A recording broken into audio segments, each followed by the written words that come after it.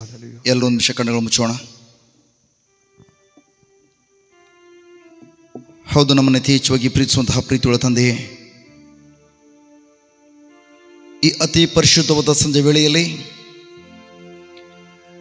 ನಿಮ್ಮ ಕೃಪೆಯೊಂದಿಗೆ, ನಿಮ್ಮ ಕರುಣೆಯೊಂದಿಗೆ, ನಿಮ್ಮ ಸನ್ನಿಧಿಯಲ್ಲಿ ನಾವೆಲ್ಲರೂ ಕೂಡ ತಲೆಬಾಗಿ ನಿಂತಿದ್ದೇವೆ.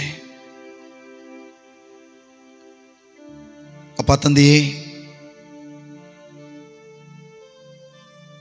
ಸಂಪೂರ್ಣವಾಗಿ ಪಾಪವನ್ನು ಹೊಂದಿ ಪಾಪಿಗಳಾಗಿದ್ದಂಥ ನಮಗೋಸ್ಕರ ಪಾಪವೇ ಇಲ್ಲದಿರುವಂತಹ, ಪಾಪದ ಅರಿವೇ ಇಲ್ಲದಿರುವಂತಹ ನಿಮ್ಮ ಏಕೈಕ ಮಗನನ್ನು ನಮಗೋಸ್ಕರ ಪರಲೋಕದಿಂದ ಕಳುಹಿಸಿ ನಮಗೋಸ್ಕರ ಸಂಪೂರ್ಣವಾಗಿ ನಿಮ್ಮ ಏಕೈಕ ಮಗನನ್ನೇ ಸಮರ್ಪಿಸಿಕೊಟ್ಟಿದ್ದಕ್ಕಾಗಿ ನಿಮಗೆ ಕೋಟಿ ಸ್ತೋತ್ರಪ್ಪ.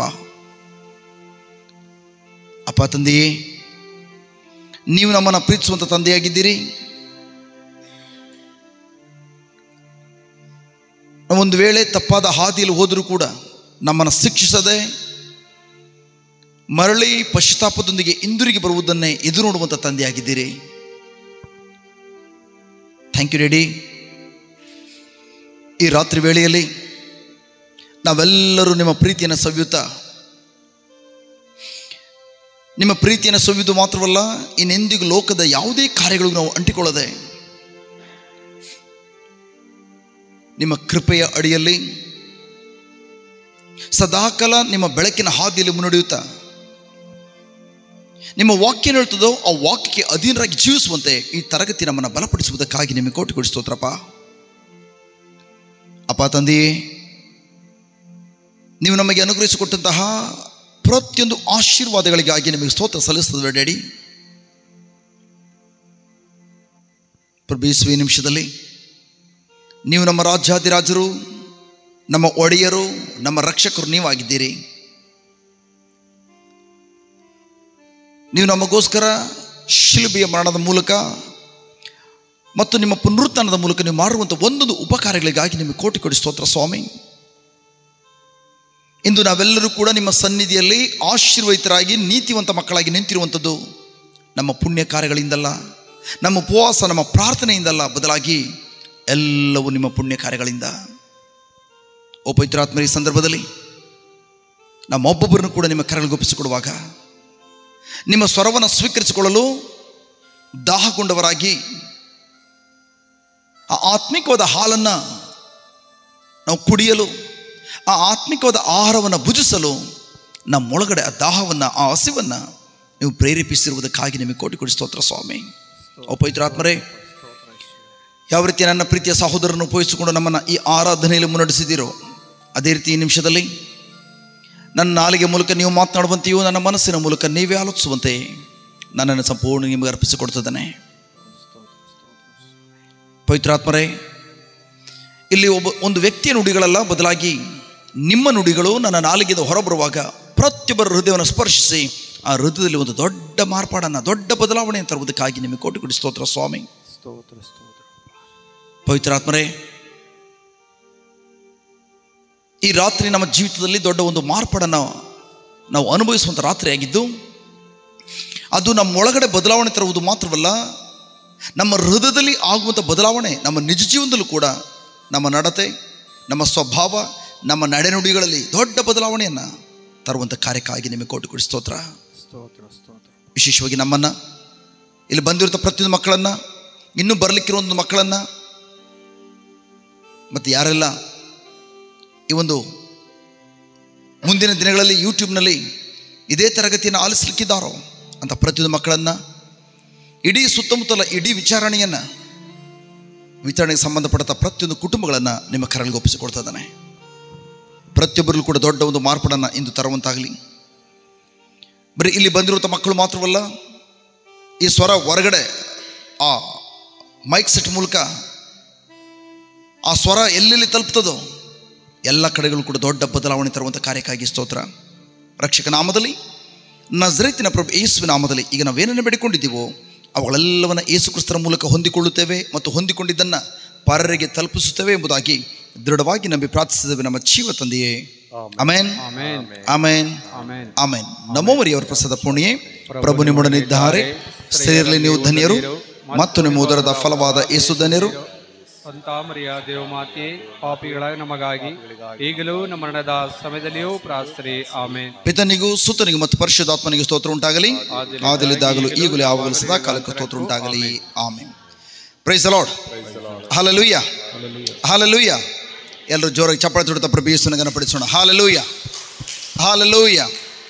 ಎಲ್ಲರೂ ಕುಳಿತುಕೊಳ್ಳೋಣ. Hallelujah, hallelujah. ಎಲ್ಲರೂ ಹೇಳೋಣ hallelujah, hallelujah. Thank you Jesus. So ನನ್ನ ಪ್ರೀತಿಯ ಸಹೋದರ ಸಹೋದರಿಯರ, ವಿಶೇಷವಾಗಿ ಇವತ್ತು ಪ್ರಭು ಯೇಸು ನಮಗೆ ಕಲಿಸ್ಕೊಡ್ತಿರುವಂಥ ವಿಷಯ ಏನಂತಂದರೆ, ನಾವು ಯಾವ ಕಾರಣಕ್ಕೂ ನಮ್ಮ ಪುಣ್ಯ ಕಾರ್ಯಗಳ ಮೇಲೆ ಅವಲಂಬಿಸಿಕೊಳ್ಳದೆ,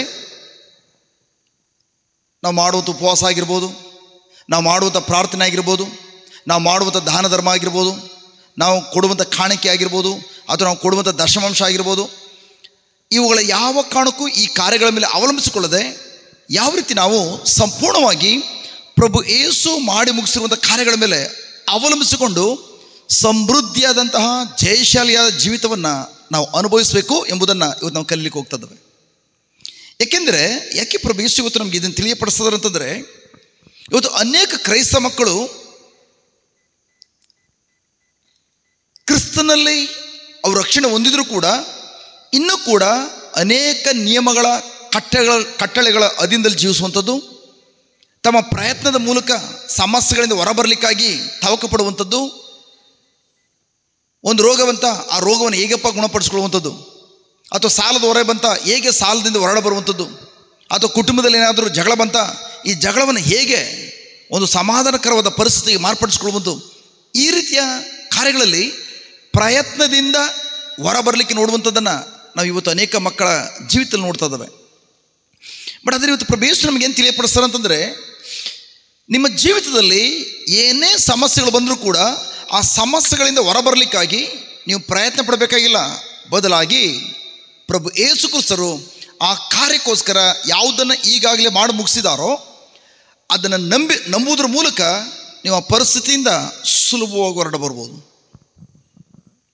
ಹಲೋ, ಈಗ ಉದಾಹರಣೆಗೆ ಪ್ರಿಯರೇ, ಸಪೋಸ್ ಒಂದು ಗಂಡ ಹೆಂಡತಿಯ ಮಧ್ಯದಲ್ಲಿ ಸಣ್ಣ ವಿಷಯಕ್ಕೆ ಏನಾದರೂ ಜಗಳ ಆದಾಗ ನಾವೇನು ಮಾಡ್ತೇವೆ? ಆ ಜಗಳದ ಪರಿಸ್ಥಿತಿಯನ್ನು ಆ ಜಗಳದ ಪರಿಸ್ಥಿತಿ ಬಂದು ಅಶಾಂತಿ ಅಸಮಾಧಾನ ಏರ್ಪಟ್ಟಿದೆ, ಕುಟುಂಬದ ಎಲ್ಲರೂ ಕೂಡ ಸಮಾಧಾನ ಇಲ್ಲ. ಆ ಸಂದರ್ಭದಲ್ಲಿ ಏನು ಮಾಡ್ತೇವೆ? ಯಾರನ್ನಾದರೂ ಕರ್ಕೊಬಂದು ಒಂದು ಸ್ವಲ್ಪ ಬುದ್ಧಿವಾದ ಹೇಳಿಸೋದ್ರಿಂದ, ಅಥವಾ ಯಾರನ್ನಾದರೂ ಕರ್ಕೊಬಂದು ಪ್ರಾರ್ಥನೆ ಮಾಡಿಸೋದ್ರಿಂದ, ಅಥವಾ ಯಾರನ್ನಾದರೂ ಕರ್ಕೊಬಂದು ಏನೋ ಒಂದು ಸಲಹೆ ಕೊಡೋದ್ರಿಂದ ಒಂದು ಸಮಾಧಾನವನ್ನು ನಾವು ಏರ್ಪಡಿಸ್ಬೋದು ಎಂಬುದಾಗಿ ಪ್ರಯತ್ನ ಪಡೋಕ್ಕೆ ಹೋಗ್ತವೆ. ಬಟ್ ಅದು ಇವತ್ತು ಪ್ರಭು ಯೇಸು ಹೇಳ್ತಿದ್ದಾರೆ, ನೀವು ಯಾವುದೇ ರೀತಿಯ ಪ್ರಯತ್ನಗಳು ಪಡುವುದರಿಂದ ನಿಮ್ಮ ಕುಟುಂಬದಲ್ಲಿ ಸಮಾಧಾನವನ್ನು ಅಥವಾ ನಷ್ಟಪಟ್ಟು ಹೋಗಿರುವಂಥ ಕಾರ್ಯಗಳನ್ನು ನೀವು ಯಾವ ಕಾರಣಕ್ಕೂ ಮತ್ತೆ ನಿಮ್ಮ ಜೀವನದಲ್ಲಿ ಪಡ್ಕೊಳ್ಳೋಕ್ಕೆ ಸಾಧ್ಯ ಇಲ್ಲ. ಹಾಗಾದರೆ ನಾನು ಏನು ಮಾಡಬೇಕು? ಪ್ರಿಯರೇ, ನಮ್ಮ ಗಮನ ಇರಬೇಕಾಗಿರುವಂಥದ್ದು ಏನಂತಂದರೆ, ಒಂದ್ಸಲ ಕ್ರಿಸ್ತನಲ್ಲಿ ನಾವು ರಕ್ಷಣೆ ಹೊಂದಿದ ಮೇಲೆ ನಾವು ಗಮನ ಕೊಡಬೇಕಾಗಿರುವಂಥದ್ದು ಯಾವುದ್ರ ಕಡೆ ಅಂತಂದರೆ, ನನಗೋಸ್ಕರ ಕ್ರಿಸ್ತ ಯೇಸು ಶಿಲುಬೆಯ ಮರಣದ ಮೂಲಕ ಮತ್ತು ಪುನರುತ್ಥಾನದ ಮೂಲಕ ಯಾವುದನ್ನು ಮಾಡಿ ಮುಗಿಸಿದಾರೋ ಅದರ ಕಡೆ ಗಮನ ಕೊಟ್ಟು ಅವುಗಳನ್ನು ಧ್ಯಾನಿಸುವಂಥದ್ದು. ಉದಾಹರಣೆಗೆ ನಾವು ಕಳೆದ ಸಲ ನಿಮಗೆ ತಿಳಿಯಪಡಿಸಿದೆ, ಎಷ್ಟು ಮಂದಿ ಜ್ಞಾಪಕ ಇದೆ ಗೊತ್ತಿಲ್ಲ. ಸಪೋಸ್ ನಮ್ಮ ಕುಟುಂಬದಲ್ಲಿ ಸಣ್ಣ ವಿಷಯಕ್ಕೆ ಏನೋ ಜಗಳ ಆಗಿದೆ, ಸಮಾಧಾನ ಇಲ್ಲ, ನೆಮ್ಮದಿ ಇಲ್ಲ, ಸಮಾಧಾನ ಇಲ್ಲ, ಹದಗೆಟ್ಟೋಗಿದೆ. ಆ ಸಮಾಧಾನವನ್ನು ನಾನು ಪಡ್ಕೊಳ್ಬೇಕಾದ್ರೆ ನಾನೇನು ಮಾಡಬೇಕು? ಹಲೋ, ಕುಟುಂಬದಲ್ಲಿ ಶಾಂತ ಸಮಾಧಾನ ಇಲ್ಲ. ಆ ಶಾಂತ ಸಮಾಧಾನ ಪಡ್ಕೊಳ್ಳಿಕ್ಕಾಗಿ ನಾವೇನು ಮಾಡಬೇಕು? ಹಲೋ, ಓದ್ಸಲ ಇದನ್ನು ನಾವು ಓದ್ಸಲ ಧ್ಯಾನಿಸಿದ್ವಿ. ರಾಣಿ ಮಾತ್ರ ತಲೆ ಆಡಿಸ್ತಿರುವಂಥದ್ದು, ಹೌದು ಬ್ರದರ್ ಅಂತೇಳಿ. ಇನ್ನು ಬಾಕಿಯವರು, ನಿಮ್ಮ ಕುಟುಂಬದಲ್ಲಿ ಶಾಂತ ಸಮಾಧಾನ ಇಲ್ಲದೆ ಹೋದರೆ ಆ ಶಾಂತ ಸಮಾಧಾನ ಹೇಗೆ ಪಡ್ಕೊಳ್ತೀರಿ?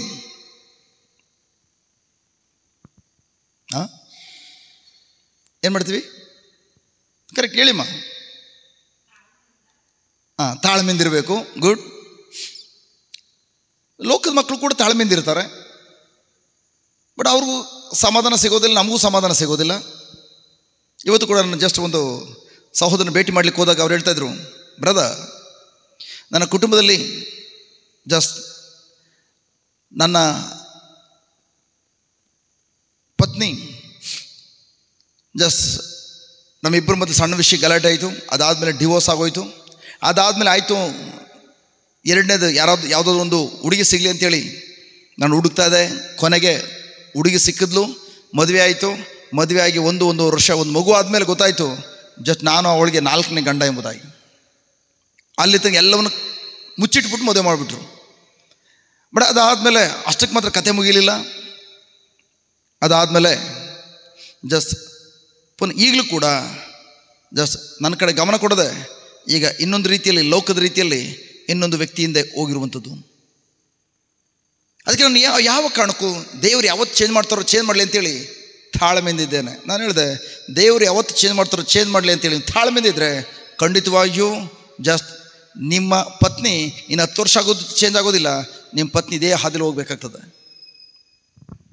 ನನ್ನ ಪ್ರಿಯ ಸಹೋದರ ಸಹೋದರಿಯರೇ, ನಾವು ಕಳೆದ ಸಲ ಕಲ್ತಿದ್ದೇವೆ, ನಿಮ್ಮ ಕುಟುಂಬದಲ್ಲಿ ಅಥವಾ ನಿಮ್ಮ ಜೀವನದಲ್ಲಿ ಯಾವುದಾದ್ರು ಏರಿಯಾದಲ್ಲಿ ನೆಮ್ಮದಿ ಹಾಳಾಗಿದ್ದರೆ, ಶಾಂತ ಸಮಾಧಾನ ಹಾಳಾಗಿದ್ದರೆ, ಕಳ್ಳನಾಗಿರುವ ಸೈತಾನನು ಸಮಾಧಾನವನ್ನು ಅಥವಾ ನೆಮ್ಮದಿಯನ್ನು ಕದ್ಕೊಂಡು ಹೋಗಿದ್ರೆ ಹೇಗೆ ಅದನ್ನ ಪಡ್ಕೊಳ್ತೀರಿ? ಹೇಗೆ ಪಡ್ಕೊಳ್ತೇವೆ? ಕರೆಕ್ಟ್, ನುಂಗ್ಬೇಡಿ, ತಪ್ಪಾದ್ರೂ ಪರವಾಗಿಲ್ಲ, ಹೇಳಿ, ಹೇಗೆ ಪಡ್ಕೊಳ್ತೇವೆ?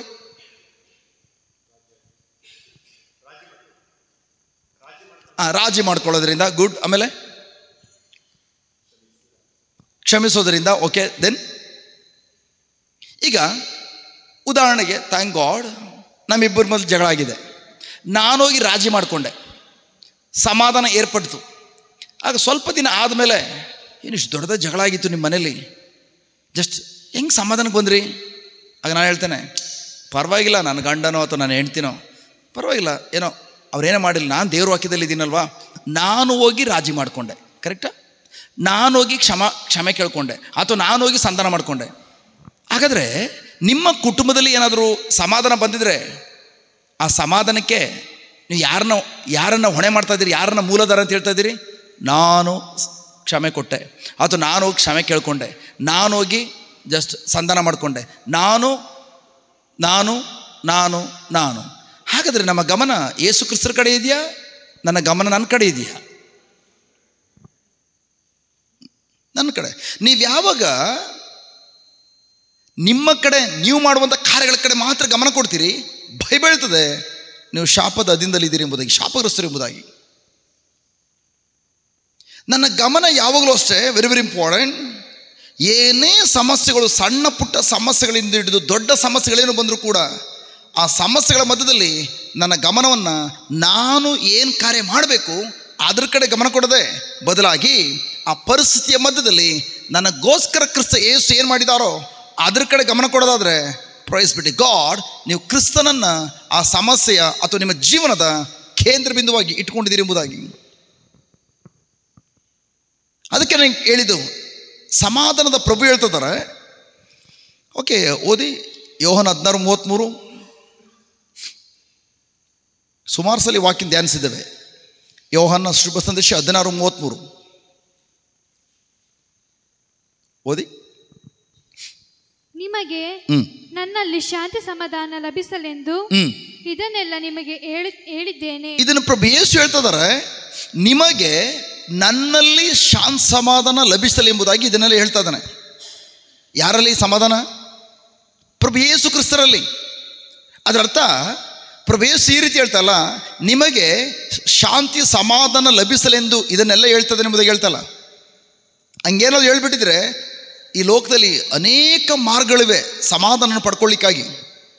ಬಟ್ ಅದಲ್ಲಿ ಪ್ರಭು ಯೇಸು ಹೇಳ್ತಿರುವಂಥದ್ದು, ನನ್ನಲ್ಲಿ ನಿಮಗೆ ಶಾಂತಿ ಸಮಾಧಾನ ಲಭಿಸಲಿ ಎಂಬುದಾಗಿ ನಿಮಗೆ ಇದನ್ನೆಲ್ಲ ಹೇಳ್ತಾ ಇದ್ದಾನೆ. ಪ್ರಶ್ನೆ ಅಂತಂದರೆ, ನಿಮ್ಮ ಕುಟುಂಬದಲ್ಲಿ ಶಾಂತಿ ಸಮಾಧಾನ ಇಲ್ಲದೆ ಹೋದರೆ ನಾವು ಯಾರಲ್ಲಿ ಸಮಾಧಾನ ಹುಡುಕ್ತೇವೆ? ಎಷ್ಟು ಮಂದಿ ಪ್ರಿಯರು ಪ್ರಾಮಾಣಿಕಗೋಣ? ಎಷ್ಟು ಮಂದಿ ಪ್ರೈಸ್ ಗಾಡ್ ನನ್ನ ಕುಟುಂಬದಲ್ಲಿ ಗಂಡ ಹೆಂಡತಿ ಮಧ್ಯದಲ್ಲಿ ಜಗಳ ಬಂದಾಗ ಅಥವಾ ಕುಟುಂಬದ ಏನಾದರೂ ಸಣ್ಣ ವಿಷಯಕ್ಕಾಗಿ ಅಶಾಂತಿ ಅಸಮಾಧಾನ ಬಂದಾಗ ನಿಜವಾಗ್ಲೂ ಪ್ರಿಯರೇ ಎಷ್ಟು ಮಂದಿ ಸಮಾಧಾನದ ಪ್ರಭುವಾಗಿರುವಂತಹ ಪ್ರಭು ಯೇಸುವಿನಲ್ಲಿ ಸಮಾಧಾನ ಹುಡುಕ್ಲಿಕ್ಕೆ ಹೋಗ್ತವೆ? ಒಂದು ರೋಗ ಬಂದಿದೆ. ರೋಗ ಬಂದು ನಮ್ಮ ಕುಟುಂಬದಲ್ಲಿ ಮತ್ತು ನೆಮ್ಮದಿನ ಹಾಳು ಮಾಡಿಬಿಟ್ಟಿದೆ. ಹಣಕಾಸನ್ನೆಲ್ಲ ಹಾಸ್ಪಿಟಲ್ ಸುರಿದು ಸಮಾಧಾನ ಹಾಳು ಮಾಡಿಬಿಟ್ಟಿದೆ. ಎಷ್ಟು ಮಂದಿ ಪ್ರಿಯರೇ ಅಂಥ ಸಂದರ್ಭದಲ್ಲಿ ಪ್ರಭು ಯೇಸುವಿನ ಸಮಾಧಾನ ಕಂಡುಕೊಳ್ಳಿಕ್ಕಾಗಿ ನಾವು ಯೇಸುವಿನಿಂದ ಹೋಗ್ತೇವೆ. ಎಲ್ಲ ಕಡೆ ಹೋಗಿ ದುಡ್ಡು ಕಳ್ಕೊಂಡು ಕೊನೆಗೆ ಜಸ್ಟ್ ಯಾವಾಗ ವೈದ್ಯರು ಆಗೋದಿಲ್ಲ ಅಂತ ಹೇಳ್ತಾರೋ ಆಗ ಯೇಸು ಬಳಿಗೆ ಬರ್ತವೆ. ಅದೆಲ್ಲ ನಮ್ಗೆ ಗೊತ್ತು. ಬಟ್ ಆ ರೋಗ ಬಂದ ತಕ್ಷಣ ಎಷ್ಟು ಮಂದಿ ಪ್ರಿಯರೇ ಆ ರೋಗದ ಮಧ್ಯದಲ್ಲಿ ಸಮಾಧಾನ ಕಂಡುಕೊಳ್ಳಿಕ್ಕಾಗಿ ಯೇಸುವಿನಿಂದ ಹೋಗ್ತವೆ ಕ್ರೈಸ್ತ ಮಕ್ಕಳು?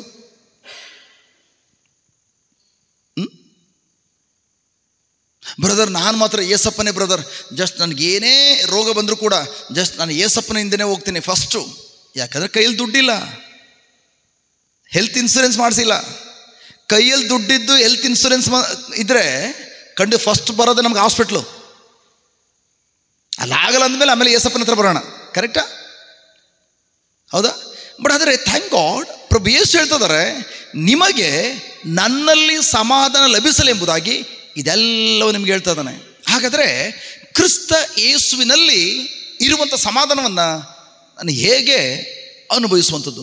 ಈ ಸಮಾಧಾನ ಯಾವ ಕಾರಣಕ್ಕೂ ನಿಮ್ಮ ಸಮಸ್ಯೆಗಳೆಲ್ಲವನ್ನ ಪರಿಹಾರ ಆದಮೇಲೆ, ನಿಮ್ಮ ರೋಗ ಗುಣ ಆದಮೇಲೆ, ನಿಮ್ಮ ಸಾಲ ತೀರೋದ್ಮೇಲೆ, ಅಥವಾ ನಿಮ್ಮ ಗಂಡ ನಾನು ಬಂದು ಸಾರಿ, ಅಥವಾ ಹೆಂಡ್ತಿ ಬಂದು ನಾನು ತಪ್ಪು ಮಾಡಿಬಿಟ್ಟೆ ಅಂತೇಳಿ ಸಾರಿ ಕೇಳ್ಕೊಂಡು ಆದಮೇಲೆ ಉತ್ಪತ್ತಿ ಆಗುವಂಥ ಸಮಾಧಾನದ ಬಗ್ಗೆ ಮಾತಾಡ್ತಲ್ಲ. ಇವತ್ತೇನಾದರೂ ಒಂದು ಸಮಸ್ಯೆ ಬಂತು, ಪರಿಹಾರ ಆದಮೇಲೆ ನಾನು ಸಮಾಧಾನವಾಗಿದ್ದೇನೆ, ನೆಮ್ಮದಿ ಆಗಿದ್ದೇನೆ ಎಂಬುದಾಗಿ ಹೇಳೋದಾದರೆ ಪ್ರಿಯರೇ, ಪುನಃ ನೆಕ್ಸ್ಟು ಸಮಸ್ಯೆಗಳು ನಿಮ್ಮ ಜೀವನದಲ್ಲಿ ಬಂದಾಗ ಏನು ಮಾಡ್ತೀರಿ? ಪ್ರಭು ಯೇಸು ಹೇಳ್ತಿರುವಂಥ ಸಮಾಧಾನ ಸಮಸ್ಯೆಗಳೆಲ್ಲ ಪರಿಹಾರ ಆದಮೇಲಲ್ಲ, ನಿಮ್ಗೆ ಬಂದಿರುವಂಥ ಕೆಟ್ಟ ಪರಿಸ್ಥಿತಿ ಪರಿಹಾರ ಆದಮೇಲಲ್ಲ. ಆ ಸಮಾಧಾನ ಅನುಭವಿಸೋದ್ರ ಬಗ್ಗೆ ಪ್ರಭು ಯೇಸು ಹೇಳ್ತಲ್ಲ. ಪ್ರಭು ಯೇಸು ಏನು ಹೇಳ್ತದಾರೆ ಅಂತಂದರೆ, ಬಿರುಗಾಳಿಗಳು ಬಂದು ಅಪ್ಪಳಿಸುವಾಗ ಒಂದು ಕಡೆಯಿಂದ ಗಂಡನ ಕಡೆಯಿಂದ, ಒಂದು ಕಡೆಯಿಂದ ಮಕ್ಕಳ ಕಡೆಯಿಂದ, ಒಂದು ಕಡೆಯಿಂದ ಹೆಂಡತಿ ಕಡೆಯಿಂದ, ಒಂದು ಕಡೆಯಿಂದ ನಿಮ್ಮ ಆಫೀಸಲ್ಲಿ, ಒಂದು ಕಡೆಯಿಂದ ಅಕ್ಕಪಕ್ಕದವರಿಂದ ಬಿರುಗಾಳಿಗಳು ಬಂದು ಅಪ್ಪಳಿಸುವಾಗ ಅದರ ಮಧ್ಯದಲ್ಲಿ ಹೇಗೆ ಗಲಿಬಿಲಿ ಆಗದೆ ಸಮಾಧಾನ ಇರಬೇಕು, ಅದರ ಬಗ್ಗೆ ಪ್ರಭು ಯೇಸು ಹೇಳ್ತಿರುವಂಥದ್ದು. ಹಲೋ, ನನ್ನ ಸಮಾಧಾನ ನೋಡಿ, ಪ್ರಭು ಯೇಸುವಿನ ಸಮಾಧಾನ ಯಾವ ರೀತಿ ಇದೆ ನೋಡೋಣ. ಉದಾಹರಣೆಗೆ ಕಳಿಸಲು ಇದನ್ನು ಕೂಡ ಹೇಳಿದ್ದೆ ನಿಮಗೆ. ಯೇಸು ಸ್ವಾಮಿ ಈಚೆ ದಡದಿಂದ ಆಚೆ ದಡೆಗೆ ಹೋಗೋಣ ಎಂಬುದಾಗಿ ಹೇಳಿ 12 ಮಂದಿ ಶಿಷ್ಯರನ್ನು ಕೂಡ ಜೊತೆಲಿ ಕರ್ಕೊಂಡು ದೋಣಿಯನ್ನು ಹತ್ತಿ ಹೋಗ್ತಾ ಇದ್ದಾರೆ. ಹೋಗುವಾಗ ಜಸ್ಟ್ ಆ ದೋಣಿಯಲ್ಲಿ 12 ಮಂದಿ ಎಚ್ಚರಾಗಿದ್ದಾರೆ, ಒಬ್ಬರು ಮಾತ್ರ ಗೊರಕೆ ಹೊಡಿತಾ ಇದ್ದಾರೆ. ಯಾರು? ಪ್ರಭು ಯೇಸು ದಿಂಬೋರ್ಗಿ ನಿದ್ದೆ ಮಾಡ್ತಾ ಇದ್ದಾರೆ. ಸಮುದ್ರದ ಮಧ್ಯಭಾಗಕ್ಕೆ ಹೋಗಿದ್ದಾರೆ. ದೊಡ್ಡ ಬಿರುಗಾಳಿ ಎದ್ದು ತುಫಾನುಗಳು, ಅಲೆಗಳು ಬಂದು ಅಪ್ಪಳಿಸಿ ಆ ದೋಣಿ ಮುಳುಗೋಗೋ ಪರಿಸ್ಥಿತಿ ಬಂದಿದೆ. ಶಿಷ್ಯರೆಲ್ಲರೂ ಕೂಡ, ಅವರಲ್ಲಿ ಆಲ್ಮೋಸ್ಟ್ ಸುಮಾರು ಮಂದಿ ಮೊದಲೇ ಮೀನುಗಾರರು, ಜಲಗಾರರು, ಅವ್ರಿಗೆ ಗೊತ್ತು ಇವ್ರು ಮೀನು ಹಿಡಿಯಲಿಕ್ಕೆ ಹೋದಾಗ ಎಷ್ಟೋ ಸಲ ಈ ಥರ ಅಲೆಗಳು ಬಂದು ಮುಳುಗೋಗೋ ಪರಿಸ್ಥಿತಿ ಬಂದಿದೆ. ಆಗ ಅಲ್ಲಿರುವಂಥ ನೀರನ್ನು ಹೊರಗಡೆ ತೆಗೆದೋ, ಅಲ್ಲಿರೋ ವಸ್ತುಗಳನ್ನು ಹೊರಗಡೆ ಬಿಸಾಕಿನೋ ಹೇಗೋ ಕಾಪಾಡ್ಕೊಂಡು ದಡ ಸೇರ್ತಾಯಿದ್ರು.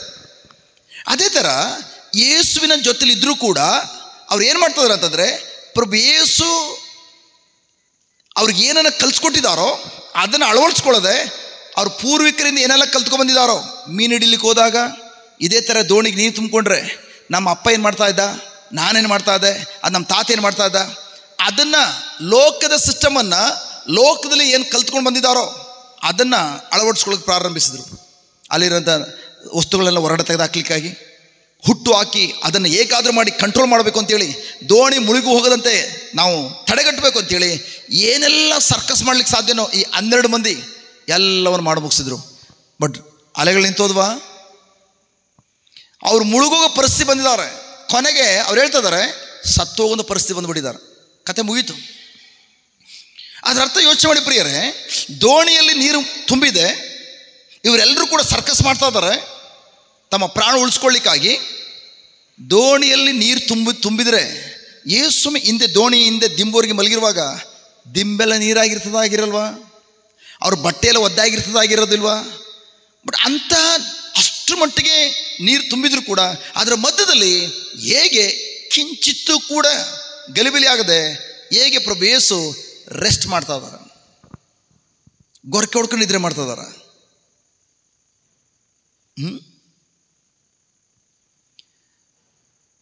ದೋಣಿಯಲ್ಲಿ 13 ಮಂದಿ ಇದ್ದಾರೆ. ಆ 13 ಮಂದಿ ಹೋಗ್ತಾ ಇರುವಂಥದ್ದು ಒಂದೇ ದಿಕ್ಕಿ ಕಡೆ, ಆಚೆ ದಡಕ್ಕೆ ಹೋಗಬೇಕು. ಮಾರ್ಗ ಮಧ್ಯದಲ್ಲಿ ಇದ್ದಕ್ಕಿಂತ ಸಡನ್ನಾಗಿ ಸಮಸ್ಯೆ ಬಂತು. ಆ ಸಮಸ್ಯೆ ಎಂಥ ಸಮಸ್ಯೆ? ಪ್ರಾಣವನ್ನು ನಷ್ಟಪಡಿಸುವ ಸಮಸ್ಯೆ, ಸಾವು ಮತ್ತು ಬದುಕಿನ ಪ್ರಶ್ನೆ. ಇವರೆಲ್ಲರೂ ಕೂಡ ತಮ್ಮ ಸ್ವಪ್ರಯತ್ನದ ಮೂಲಕ ತವಕಪಡ್ತಾ ಇದ್ದಾರೆ. ನಾವು ಹೇಗಾದರೂ ಮಾಡಿ ಉಳಿಸ್ಕೊಳ್ಬೇಕು, ನಮ್ಮ ಪ್ರಾಣ ಉಳಿಸ್ಕೊಂಡು ದಡ ಸೇರಬೇಕು ಎಂಬುದಾಗಿ. 12 ಮಂದಿ ಒಂದು ಪಕ್ಷ, ಒಬ್ಬರು ಮಾತ್ರ ಆರಾಮಾಗಿ ಅದರ ಮಧ್ಯದಲ್ಲಿ ಗೊರಕೆ ಹೊಡ್ಕೊಂಡು ನಿದ್ರೆ ಮಾಡ್ತಾ ಇದ್ದಾರೆ. ಈ ಶಿಷ್ಯರು ನಾನಾ ವಿಧವಾದ ರೀತಿಯಲ್ಲಿ ಪ್ರಯತ್ನ ಪಟ್ಟರು, ಪರಿಹಾರ ಆಗಲಿಲ್ಲ. ಕೊನೆಗೆ ಅವರ ದೋಣಿಯಲ್ಲೇ ಮಲಗಿರುವ ಪ್ರಭು ಯೇಸುವನ್ನು ಎಬ್ಬಿಸ್ಲಿಕ್ಕೆ ಹೋದರು. ಯಾವ ಥರ ಎಬ್ಬಿಸ್ತಿದ್ದಾರೆ? ಗುರುವೇ, ನಾವು ಸತ್ತೋಗ್ತಾ ಇದ್ದಾವೆ, ನಿಮಗೆ ಚಿಂತನೆ ಇಲ್ವಾ? ಅದರರ್ಥ ಇವರೇನು ಮಾಡ್ತಾ ಇದ್ದಾರೆ? ಈ 12 ಮಂದಿ ತಮ್ಮ ಕೈಯಿಂದ ಏನೆಲ್ಲ ಮಾಡ್ಲಿಕ್ಕೆ ಸಾಧ್ಯನೋ ಎಲ್ಲವನ್ನು ಮಾಡಿ ಕೊನೆಗೆ ಚಿಂತೆಗೊಳಗಾಗಿದ್ದಾರೆ. ಕೊನೆಗೆ ಮರಣದ ಬಯಲದಲ್ಲಿದ್ದಾರೆ. ನಾವು ಸತ್ತೋಗ್ತಾ ಇದ್ದಾವೆ, ನಿಮಗೆ ಚಿಂತೆ ಇಲ್ವಾ?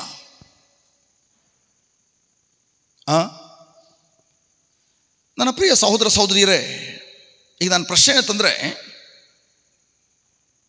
ನಮ್ಮ ಜೀವಿತದಲ್ಲೂ ಕೂಡ ಅದೇ ರೀತಿ ಯೇಸು ಕ್ರಿಸ್ತರು ನನ್ನ ಜೀವನದಲ್ಲಿ, ನನ್ನ ಬಾಳ ದೋಣಿಯಲ್ಲಿ ಪ್ರಭು ಯೇಸು ಇರೋದು ಮಾತ್ರವಲ್ಲ, ನಮ್ಮ ಒಳಗಡೆ ಯೇಸು ನೆಲೆಗೊಂಡಿದ್ದಾರೆ. ಕರೆಕ್ಟ್?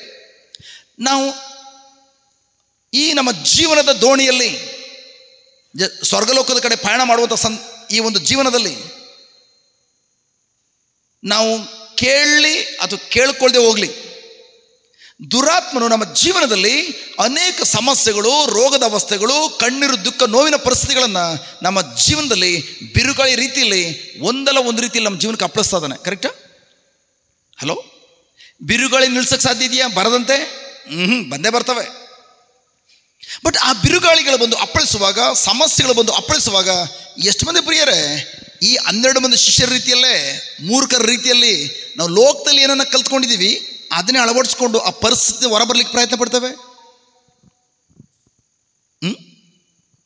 ಹಲೋ, ಯೇಸು ಆರಾಮಾಗಿ ರೆಸ್ಟ್ ಮಾಡ್ತಾ ಇದ್ದಾರೆ. ಏನಂತಂದರೆ, ನನ್ನ ಶಿಷ್ಯರಿಗೆ ಎಲ್ಲವನ್ನು ಕಲಿಸ್ಕೊಟ್ಟಿದ್ದೇನೆ, ನೋಡೋಣ ಇವರು ಡೆಂಗಿ ಬಿರುಗಾಳಿಯನ್ನು ಶಾಂತಗೊಳಿಸ್ತಾರೆ. ಬಟ್ ಆದರೆ 12 ಮಂದಿಯಲ್ಲಿ ಒಬ್ಬನೂ ಕೂಡ ಬಿರುಗಾಳಿಯನ್ನು ಪ್ರಶಾಂತಗೊಳಿಸ್ಲಿಕ್ಕಾಗಲಿಲ್ಲ. ಯಾಕೆಂದರೆ ಅವರು ಯೇಸುವಿನ ಜೊತೆಲಿ ಇದ್ದು ಪ್ರಭು ಯೇಸು ಏನು ಕಲಿಸ್ಕೊಟ್ಟಿದ್ದಾರೋ ಅವರ ವಾಕ್ಯದ ಪ್ರಕಾರ, ಅವರು ಕಲಿಸ್ಕೊಟ್ಟಿದ್ದ ನುಡಿಯ ಪ್ರಕಾರ ಒಬ್ಬರೂ ಕಾರ್ಯ ಮಾಡಲಿಲ್ಲ. ಎಲ್ಲರೂ ಮೊದಲಿಂದ ಏನು ಕಲ್ತ್ಕೊಂಡು ಬಂದಿದ್ದಾರೋ ಅವರ ತಾತ ಮುತ್ತಾತನ ಕಾಲದಿಂದ ಅದನ್ನು ಮಾತ್ರ ಉಪಯೋಗಿಸ್ತಿರುವಂಥದ್ದು. ನಮ್ಮಲ್ಲೂ ಕೂಡ ಅನೇಕರು ಇದೇ ಡೈಲಾಗ್ ಹೊಡಿತಾ ಇದ್ರು ಮುಂದೆ. ಏನು, ಮೊನ್ನೆನೂ ಕೂಡ ಯಾರೋ ಒಂದು ಮನೆಗೆ ಹೋದಾಗ, ಏನು ನಮ್ಮ ವಾಕ್ಯನ ಹೇಳ್ಬೇಕಾ ಬ್ರದ, ನಮ್ಮ ಅಪ್ಪ ನಮ್ಮ ತಾತ ಮುತ್ತಾತಿದ್ರು ಒಂದು ಪರಲೋಕ 3 ನಮ್ಮಮರ್ಯ ಹೇಳ್ಬಿಟ್ಟು ಜೀವನ ಮಾಡಲಿಲ್ವ ಬ್ರದರ್? ನೀವೇನು ವಾಕ್ಯ ಹೇಳಲೇಬೇಕು, ವಾಕ್ಯ ಹೇಳಿದ್ರೆ ಮಾತ್ರ ಸಮಸ್ಯೆ ಪರಿಹಾರ ಆಗೋದು ಅಂತ ಹೇಳ್ತೀರಿ. ಕರೆಕ್ಟ್ ತಾನೆ? ನಮ್ಮ ಅಪ್ಪ ಹುಡಿ, ನಮ್ಮ ಅಪ್ಪ ಚಿಕ್ಕಣ್ಣಗೌಡರಿಗೆ ಏಸಪ್ಪನ ಗೊತ್ತಿಲ್ಲ, ಯಾರೂ ಗೊತ್ತಿರಲಿಲ್ಲ ಅವಾಗ. ನಿಮ್ಮ ತಂದೆಗೆ, ನಿಮ್ಮ ತಂದೆ, ನಿಮ್ಮ ತಾತಂದ್ರಿಗೆ ನೋಡೋದಾದರೆ ಅವರೆಲ್ಲರೂ ವಿಶ್ವಾಸಿಗಳೇ. ಅವ್ರಿಗೆ ದೇವ್ರ ವಾಕ್ಯನೇ ಗೊತ್ತಿರಲಿಲ್ಲ, ಬಟ್ ಅವ್ರು ಜೀವನ ಮಾಡ್ಕೊಬಂದರು. ಕರೆಕ್ಟಾ? ಇವತ್ತು ಅದೇ ರೀತಿ ಆ ಸಹೋದರ ಹೇಳ್ತಾ ಇದ್ದು, ನಮ್ಮ ಕುಟುಂಬದಲ್ಲಿ ಯಾವ ಕಾರಣಕ್ಕೂ ನಮ್ಮ ಅಪ್ಪನಿಗೆ ಓದು ಬರೋ ಗೊತ್ತಿಲ್ಲ, ಅವ್ರಿಗೆ ವಾಕ್ಯಗಳು ಗೊತ್ತಿರಲಿಲ್ಲ. ನಮ್ಮ ತಾತನಿಗೆ ಅವರೆಲ್ಲ ವಿಶ್ವಾಸದಲ್ಲಿ ಇಲ್ವಾ, ಅವರೆಲ್ಲ ಇಷ್ಟು ಚೆನ್ನಾಗಿ ಜೀವನ ನಡೆಸ್ಕೊಂಬಂದರು. ನೀವೇನು ಬದ್ರಿ ಈಗ ನಮ್ಗೆ ಹೇಳ್ತಿದ್ದೀರಿ ವಾಕ್ಯ ಹೇಳಲೇಬೇಕು ನೀವು, ವಾಕ್ಯ ಎಂಬ ಆತ್ಮಿಕವಾದ ಹಾಲು ಕುಡಿಲೇಬೇಕು ನೀವು ಅಂತ ಹೇಳ್ತಿದ್ದೀರಿ. ಏನು ಉತ್ತರ ಕೊಡ್ತೀರಿ ಅವ್ರಿಗೆ? ನಿಮ್ಮಲ್ಲೂ ಕೂಡ ನಿಮ್ಮ ಮನಸ್ಸಲ್ಲಿ ಏನಾದ್ರು ಆ ರೀತಿ ಇದ್ದರೆ ನಾನು ನಿಮಗೆ ಒಂದು ಪ್ರಶ್ನೆ ಕೇಳ್ತಾನೆ. ನಿಮ್ಮ ತಾತ ಅಜ್ಜಿ ಹೆಂಗಿದ್ರು ಖಂಡಿತ ಅದೇ ರೀತಿ ಇರಿ, ತೊಂದರೆ ಇಲ್ಲ. ನಿಮ್ಮ ತಾತ ಅಜ್ಜಿ ಆವಾಗ ಒಂದು ಸ್ಥಳದಿಂದ ಇನ್ನೊಂದು ಸ್ಥಳಕ್ಕೆ ಹೋಗ್ಬೇಕಾದ್ರೆ ನಡ್ಕೊಂಡು ಹೋಗ್ತಾಯಿದ್ರು. ನೀವು ನಡ್ಕೊಂಡು ಹೋಗಿ ಇಲ್ಲಿಂದ ಮೈಸೂರಿಗೆ. ಸಲ ನಮ್ಮ ಗುರುಗಳು ಹೇಳ್ತಾಯಿದ್ರು, ನಾಗನಹಳ್ಳಿಯಿಂದ ಬ್ಯಾಂಗ್ಳೂರಿಗೆ ಜಸ್ಟ್ ಮದುವೆಗೋಸ್ಕರ ನಡ್ಕೊಂಡು ಹೋಗಿದ್ದಾರೆ, ಎತ್ತಿನ ಗಾಡಿ ಕಟ್ಕೊಂಡು ಹೋಗಿದ್ದಾರಂತೆ. ನಾವು ಹಂಗೆ ಹೋಗೋಣ? ಇಲ್ಲ, ಎತ್ತಿನ ಗಾಡಿನ ಅದೆಲ್ಲ ಹಳೆ ಕಾಲ, ನಮ್ಮ ತಾತನ ಕಾಲ. ಈಗ ಕಾರು, ಬಸ್ಸು, ಇಲ್ಲ ಏರೋಪ್ಲೇನ್. ಅದೇ ರೀತಿ ಲೋಕದಲ್ಲಿ ಎಲ್ಲ ಸಿಸ್ಟಮನ್ನು ಚೇಂಜ್ ಮಾಡ್ಕೊಳ್ತಾ ಇದ್ದಾವೆ. ನಮ್ಮ ತಾತ ಅಜ್ಜಿ ಇದ್ದಿದ್ದು ಗುಡಿಸಲಲ್ಲಿ ಸೀಮೆಣ್ಣೆ ಬುಡ್ಡಿ ದೀಪ ಇಟ್ಕೊಂಡು ಅವಾಗ ಅದನ್ನೇ ಮಕ್ಕಳಿಗೆ ಓದಿಸ್ತಾ ಇದ್ರು, ಅದರ ಕೆಳಗಡೆ ಕೆಲಸ ಮಾಡ್ತಾಯಿದ್ರು. ನಾವು ಕೂಡ ಅದೇ ಥರ ಸೀಮೆಣ್ಣೆ ಬುಡ್ಡಿ ಇಟ್ಕೊಳ್ಳೋಣ, ಹುಲ್ ಮನೇಲಿರೋಣ. ಅದು ಬೇಡ, ನಮ್ಗೆ RCC ಮನೆ ಬೇಕು. ಅದು ಕೂಡ RCC ಮನೆ ಸಿಂಗಲ್ ಫ್ಲೋರ್ ಅಲ್ಲ, ಗ್ರೌಂಡ್ ಫ್ಲೋರ್ ಅಲ್ಲ. ನನಗೆ 2 ಅಂತಸ್ತಿನ ಮನೆ ಕೊಟ್ಟಿದ್ದಕ್ಕಾಗಿ ಸ್ತೋತ್ರ ಯೇಸುವೆ. ಹಲೋ,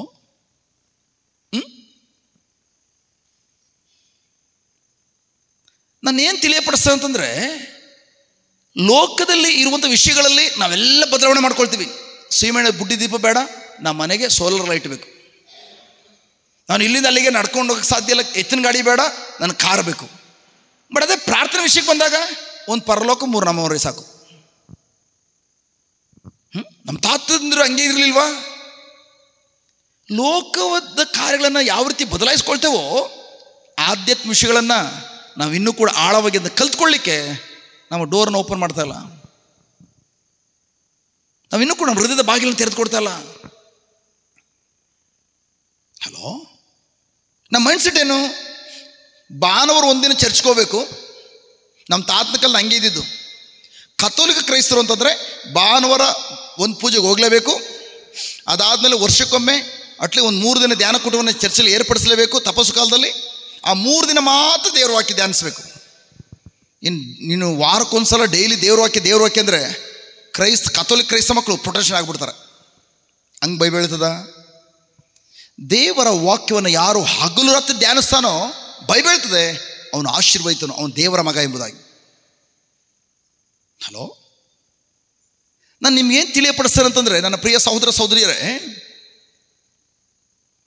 ಹಳೆ ಕಾಲದಲ್ಲಿ ಈ ಒಂದು ತಾತ ಮತ್ತು ಅಜ್ಜಿ ನಾವು ನೋಡಿ, ಆಗಿನ ಕಾಲದಲ್ಲಿ ನಾನು ಗಂಡನ ಬಿಟ್ಟುಬಿಡ್ತೇನೆ, ಗಂಡನ ಡಿವೋರ್ಸ್ ಕೊಟ್ಬಿಡ್ತೇನೆ ಅನ್ನೋ ಪದ ಒಂದೂ ಇರಲಿಲ್ಲ. ಕರೆಕ್ಟಾ? ಎಲ್ಲಾದ್ರೂ ರೀತಿಯ ವಿವಾಹ ವಿಚ್ಛೇದನ, ಡಿವೋರ್ಸ್ ಅನ್ನೋ ಪದ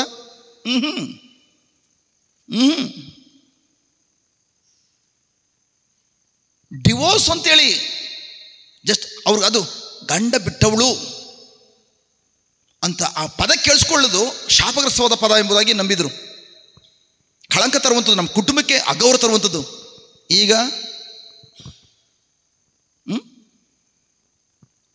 ನಾನು ಲಾಸ್ಟ್ ಟೈಮ್ ನಾನು ಮದುವೆ ಪ್ರಿಪ್ರೇಷನ್ ಕೋರ್ಸ್ಗೆ ನಾನು ಟೀಚ್ ಮಾಡ್ಲಿಕ್ಕೆ ಹೋದಾಗ ಅಲ್ಲಿ ಒಂದು ಕೇಸನ್ನ ಹೇಳ್ತಾಯಿದ್ರು. ಅಲ್ಲಿ ಎಂಥ ಕೇಸ್ ಬಂದಿದೆ, ಜಸ್ಟ್ ಡಿವೋರ್ಸ್ಗೆ ಅಂತೇಳಿ. ಮದುವೆ ಆಗಿದ್ದಾರೆ, ಕೋಟ್ಯಾಂತರ ರೂಪಾಯಿ ಖರ್ಚು ಮಾಡಿ ಧಾಮ್ ತುಂಬಂತ ಮದುವೆ ಮಾಡಿದ್ದಾರೆ. ಇಬ್ಬರು ಸಿಂಗಾಪುರ್ ಕಳಿಸಿದ್ರು, ಫ್ಲೈಟ್ ಹತ್ತಿದ್ರು. ಸುಮಾರು ಅಲ್ಲಿ ಅವ್ರು ಡಿಸೈಡ್ ಮಾಡಿದ್ದು 15 ದಿನಗಳ ಕಾಲ ಸಿಂಗಾಪುರಲ್ಲಿ ಇರಬೇಕು ಅಂತೇಳಿ ಹನಿಮೂನ್ಗೆ. ಅದಾದಮೇಲೆ ಹಿಂಗೋದ್ರು, 3 ದಿನದಲ್ಲಿ ವಾಪಸ್ ಬಂದುಬಿಟ್ರು.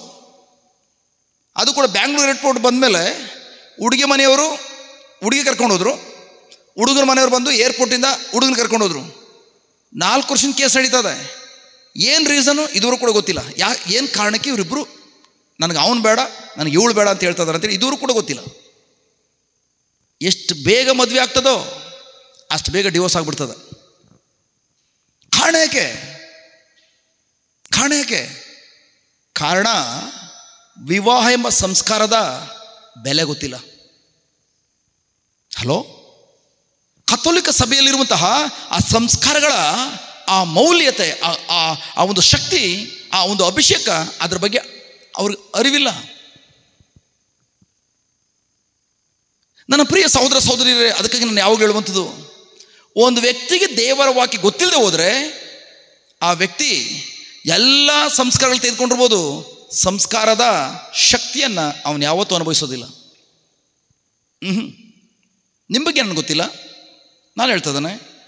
ಇವನು ಕೂಡ ತಾಂಕೊಂಡು 2003ರಲ್ಲಿ ಯೇಸು ನನ್ನ ಸ್ವಂತ ರಕ್ಷಕರಾಗಿ ಪ್ರಭುವಾಗಿ ದೇವರು ಸ್ವೀಕರಿಸ್ಕೊಂಡಾದ್ಮೇಲೆ ಎಲ್ಲ ಕ್ರೈಸ್ತ ಮಕ್ಕಳು ಬರೋ ರೀತಿಯಲ್ಲಿ ಚರ್ಚ್ ಬರ್ತಾ ಇದೆ. ಜಸ್ಟ್ ಅದಾದಮೇಲೆ ಪರಮಪ್ರಸಾದ ಸ್ವೀಕರಣ ಕೂಡ ಅದು ಕೂಡ ಸಂಸ್ಕಾರ ಸಿಕ್ಕಾದ್ಮೇಲೆ ಪರಮಪ್ರಸಾದ ಬುದಿಸುವಾಗ ಬರುವೆ, ಸ್ವೀಕರಿಸ್ಕೊಳ್ಳೋದು, ಹೋಗೋದು, ಮತ್ತೆ ಮನೆಗೆ ಹೋಗ್ಬಿಟ್ಟು ಅದೇ ಕೆಟ್ಟ ಪದಗಳು ಮಾತಾಡೋದು, ಅದೇ ಜೋಕ್ ಮಾಡೋದು, ಎಲ್ಲ ಅದೇ. ಬಟ್ ಆದರೆ 2008 ತನಕ ಬಲಿ ಪೂಜೆ ಹೋಗ್ತಾ ಇದ್ವಿ. ಮೊದಲು ನಾವು ದೇವಸ್ಥಾನಕ್ಕೆ ಹೋಗ್ತಾ ಇದ್ವಿ, ಪ್ರಸಾದ ಇಸ್ಕೊಂಡು ಬರ್ತಾ ಇದ್ವಿ. ಅದೇ ಥರ ಚರ್ಚ್ ಬರ್ತಾ ಇದ್ವಿ, ಪ್ರಸಾದ ಇಸ್ಕೊಂಡು ಹೋಗೋದು, ಪರಮ ಪ್ರಸಾದ ಇಸ್ಕೊಂಡು ಹೋಗ್ತಾ ಇದ್ವಿ. ನನ್ನ ಜೀವನ ಏನೂ ಚೇಂಜ್ ಮಾಡಲಿಲ್ಲ. ಅದು ನನ್ನ ಜೀವನ ಏನೂ ಚೇಂಜ್ ಮಾಡಲಿಲ್ಲ. 2008 ತನಕ ಏನೂ ಚೇಂಜ್ ಮಾಡಲಿಲ್ಲ. ಬಟ್ ಯಾವಾಗ 2008ರಲ್ಲಿ ಬಲಿ ಪೂಜೆದ ಮಹತ್ವದ ಬಗ್ಗೆ ಪ್ರೈಸ್ ಬಿಟ್ಟು ಗಾಡ್ ದೇವರು ಅನ್ನೋದಕ್ಕೆ ಮಾತನಾಡಿದರು. ಅದಾದಮೇಲೆ ಪ್ರಿಯರೇ, ಒಂದೊಂದು ಬಲಿ ಪೂಜೆಯು ಕೂಡ ನನ್ನ ಜೀವನ ಬದಲಾಯಿಸುವಂಥ ಶಕ್ತಿಯನ್ನು ಹೊಂದಿದೆ ಎಂಬುದನ್ನು ಅವತ್ತು ದೇವರು ನನಗೆ ಪ್ರಕಟಪಡಿಸಿದರು. ಅದರಲ್ಲೂ ಕೂಡ ವಿಶೇಷವಾಗಿ ಪ್ರೈಸ್ ಗಾಡ್, ಯಾವಾಗ ನಮ್ಮ ಸಹೋದರನ ಮಧ್ಯದಲ್ಲಿದ್ದಾರೆ ಸಿದ್ದು ಬ್ರದರ್, ಅವ್ರ ಮನೆಯಲ್ಲಿ ಒಂದು ರಾತ್ರಿ ನಾನು ಯಾವುದೋ ತಯಾರಿ ಮಾಡ್ಕೊಂಡು ಹೋಗಿದ್ದೇನೆ, ಅವತ್ತು ಪ್ರಬೋಧನೆ ಕೊಡಬೇಕೆಂಬುದಾಗಿ.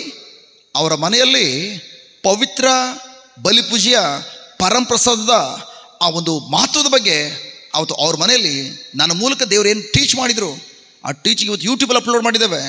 ಆ ಟೀಚಿಂಗ್ ನಾನು ಯಾವಾಗ ಪದೇ ಪದೇ ನಾನೇ ಕೇಳಕ್ಕೆ ಸ್ಟಾರ್ಟ್ ಮಾಡಿದೆ. ಮೈ ಗಾಡ್, ಇವತ್ತು ಒಂದೊಂದು ಬಲಿಪೂಜೆಯು ಕೂಡ ನನ್ನ ಹೃದಯವನ್ನು ಬದಲಾಯಿಸುವಂಥದ್ದು, ಒಂದೊಂದು ಬಲಿಪೂಜೆಯು ಕೂಡ ಅದ್ಭುತಗಳನ್ನ ಎಸಗುವಂಥದ್ದು. ನನ್ನ ಪ್ರಿಯ ಸಹೋದರ ಸಹೋದರಿಯರೇ, ಅದ್ಭುತ ಕಾರ್ಯಗಳು ನೆರವೇರುವಂಥದ್ದು ಧ್ಯಾನ ಮಂದಿರದಲ್ಲಿ, ಧ್ಯಾನ ಕೂಟದಲ್ಲಿ, ಅಥವಾ ಇನ್ಯಾರೋ ಅಭಿಷೇಕ ಹೊಂದಿರುವಂಥ ವ್ಯಕ್ತಿ ಹತ್ರ ಪ್ರಾರ್ಥನೆ ಮಾಡಿಸ್ಕೊಂಡಾಗಲ್ಲ. ನೋ. ಅದ್ಭುತ ಕಾರ್ಯಗಳು, ಪವರ್ಫುಲ್ ಅದ್ಭುತ ಕಾರ್ಯ ನೆರವೇರುವಂಥದ್ದು ಬಲಿಪೂಜೆಯಲ್ಲಿ. ಬಟ್ ಆದರೆ ಅಂಥ ಅದ್ಭುತ ಕಾರ್ಯಗಳನ್ನು ನಾವು ನೋಡ್ತಾ ಇಲ್ಲ ಈಗ. ಯಾಕಂದರೆ ಬಲಿಪೂಜೆ ಮಹತ್ವ ನಮ್ಗೆ ಗೊತ್ತಿಲ್ಲ. ಅದಕ್ಕೆ ಪ್ಲೀಸ್ ನಿಮ್ಮ ಹತ್ರ ಮೊಬೈಲ್ ಇದ್ದರೆ ನಿಮ್ಮ ಮನೇಲಿ ಯಾರೆಲ್ಲ ಇದ್ದಾರೋ ಅವ್ರು ತೋರಿಸಿ. ಬಲಿಪೂಜೆ ಮಹತ್ವ ಎಂಬುದಾಗಿ HIJCM ಚಾನಲಲ್ಲಿದೆ. ಅದು ದಯವಿಟ್ಟು ಸೌಂಡ್ ಕೊಟ್ಬಿಟ್ಟು ಹಾಕ್ಬಿಟ್ಟು ಬಿಟ್ಬಿಡಿ. ಒಂದು 2-3 ಸಲ ಅದನ್ನೇ ಕೇಳಿಸಿ ಮನೆಯಲ್ಲಿರೋರಿಗೆ. ಮನೇಲಿ ಒಬ್ಬರು ಕೂಡ ಆವತ್ತು ಈವನ್ ನಾನು ಹೇಳ್ತಿದ್ದಾನೆ, ಯಾರಾದರೂ ಬಂದು ಇಲ್ಲಿ 8 ಗಂಟೆಗೆ ಬಲಿಪೂಜೆ ಇದೆ, ನಿಮ್ಮ ಊರಿಗೆ ಬಂದು ದಯವಿಟ್ಟು ಇವತ್ತು CM ಅವ್ರು ಬಂದು ಎಲ್ರಿಗೂ 2 ಗ್ರಾಮ್ ಚಿನ್ನ ಕೊಡ್ತಾ ಇದ್ದಾರೆ, ಅಥವಾ ಒಂದೊಂದು 5 ಗ್ರಾಮ್ ಚಿನ್ನದ ಉಂಗುರ ಕೊಡ್ತಾರೆ ಅಂತ ಹೇಳಿದ್ರು ಕೂಡ ಉಂಗುರ ಅದು ಅಲ್ಲೇ ಬಿದ್ದಿರಲಿ, ಸಾಯಂಕಾಲ ಬೇಕಾದ್ರೆ ಬಾ, ಜಸ್ಟ್ ಸಾಯಂಕಾಲ ಬೇಕಾದ್ರೆ ಬರಲಿ, ನಮ್ಗೆ ಕೊಡಲಿ. ಬೆಳಗ್ಗೆ 8 ಗಂಟೆಗೆ ಬಲಿಪೂಜೆ ಇದೆ, ಫಸ್ಟ್ ಬಲಿಪೂಜೆಗೆ ಹೋಗ್ತೀವಿ ಅಂತೇಳಿ ಫಸ್ಟ್ ಬಲಿಪೂಜೆಗೆ ಇಡೀ ಊರು ಓಡಿ ಬಂದಿರ್ತೀರಿ. ಸಪೋಸ್ ಭಾನುವಾರ, ನಾಳೆಲ್ಲ ನಾಳ್ದು ಎಷ್ಟು ಗಂಟೆಗೆ ಇಲ್ಲಿ ಬಲಿಪೂಜೆ? 8 ಗಂಟೆಗೆ 8 ಗಂಟೆಗೆ ಬಲಿಪೂಜೆ ನಿಮಗೆಲ್ಲ ಗೊತ್ತಿರುವುದೇ. ಬಟ್ ಅದೇ 8 ಗಂಟೆಗೆ ನಿಮ್ಮ ಏರಿಯಾದಲ್ಲಿ ಯಾರು ರಾಜಕೀಯ ವ್ಯಕ್ತಿ ಬಂದುಬಿಟ್ಟು ಎಲ್ರಿಗೂ 2 ಗ್ರಾಮ್ ಚಿನ್ನ ಕೊಡ್ತೀನಿ ಅಂಥೇಳಿ ಅನೌನ್ಸ್ ಮಾಡಿದರು. ಎಷ್ಟು ಮಂದಿ ಚರ್ಚೆ ಬರ್ತೀವಿ? ಯಾರೆಲ್ಲ ಬರ್ತಾರೋ ಒಂದು ಮನೆಗೆ ಒಂದು ಮನೆಗೆ 2 ಗ್ರಾಮ್ದು ಒಂದು ಚಿನ್ನದ ನಾಣ್ಯ ಅಲ್ಲ, ನಿಮ್ಮ ಮನೆಗೆ 10 ಜನ ಬಂದರೂ ಕೂಡ 10 ಮಂದಿಗೂ 10 ಚಿನ್ನದ ನಾಣ್ಯ ಸಿಗ್ತದೆ. ಎಷ್ಟು ಮಂದಿ ಬರ್ತೀವಿ ಅವತ್ತು ಚರ್ಚಿಗೆ ಬಲಿಪೂಜೆಗೆ 8 ಗಂಟೆಗೆ?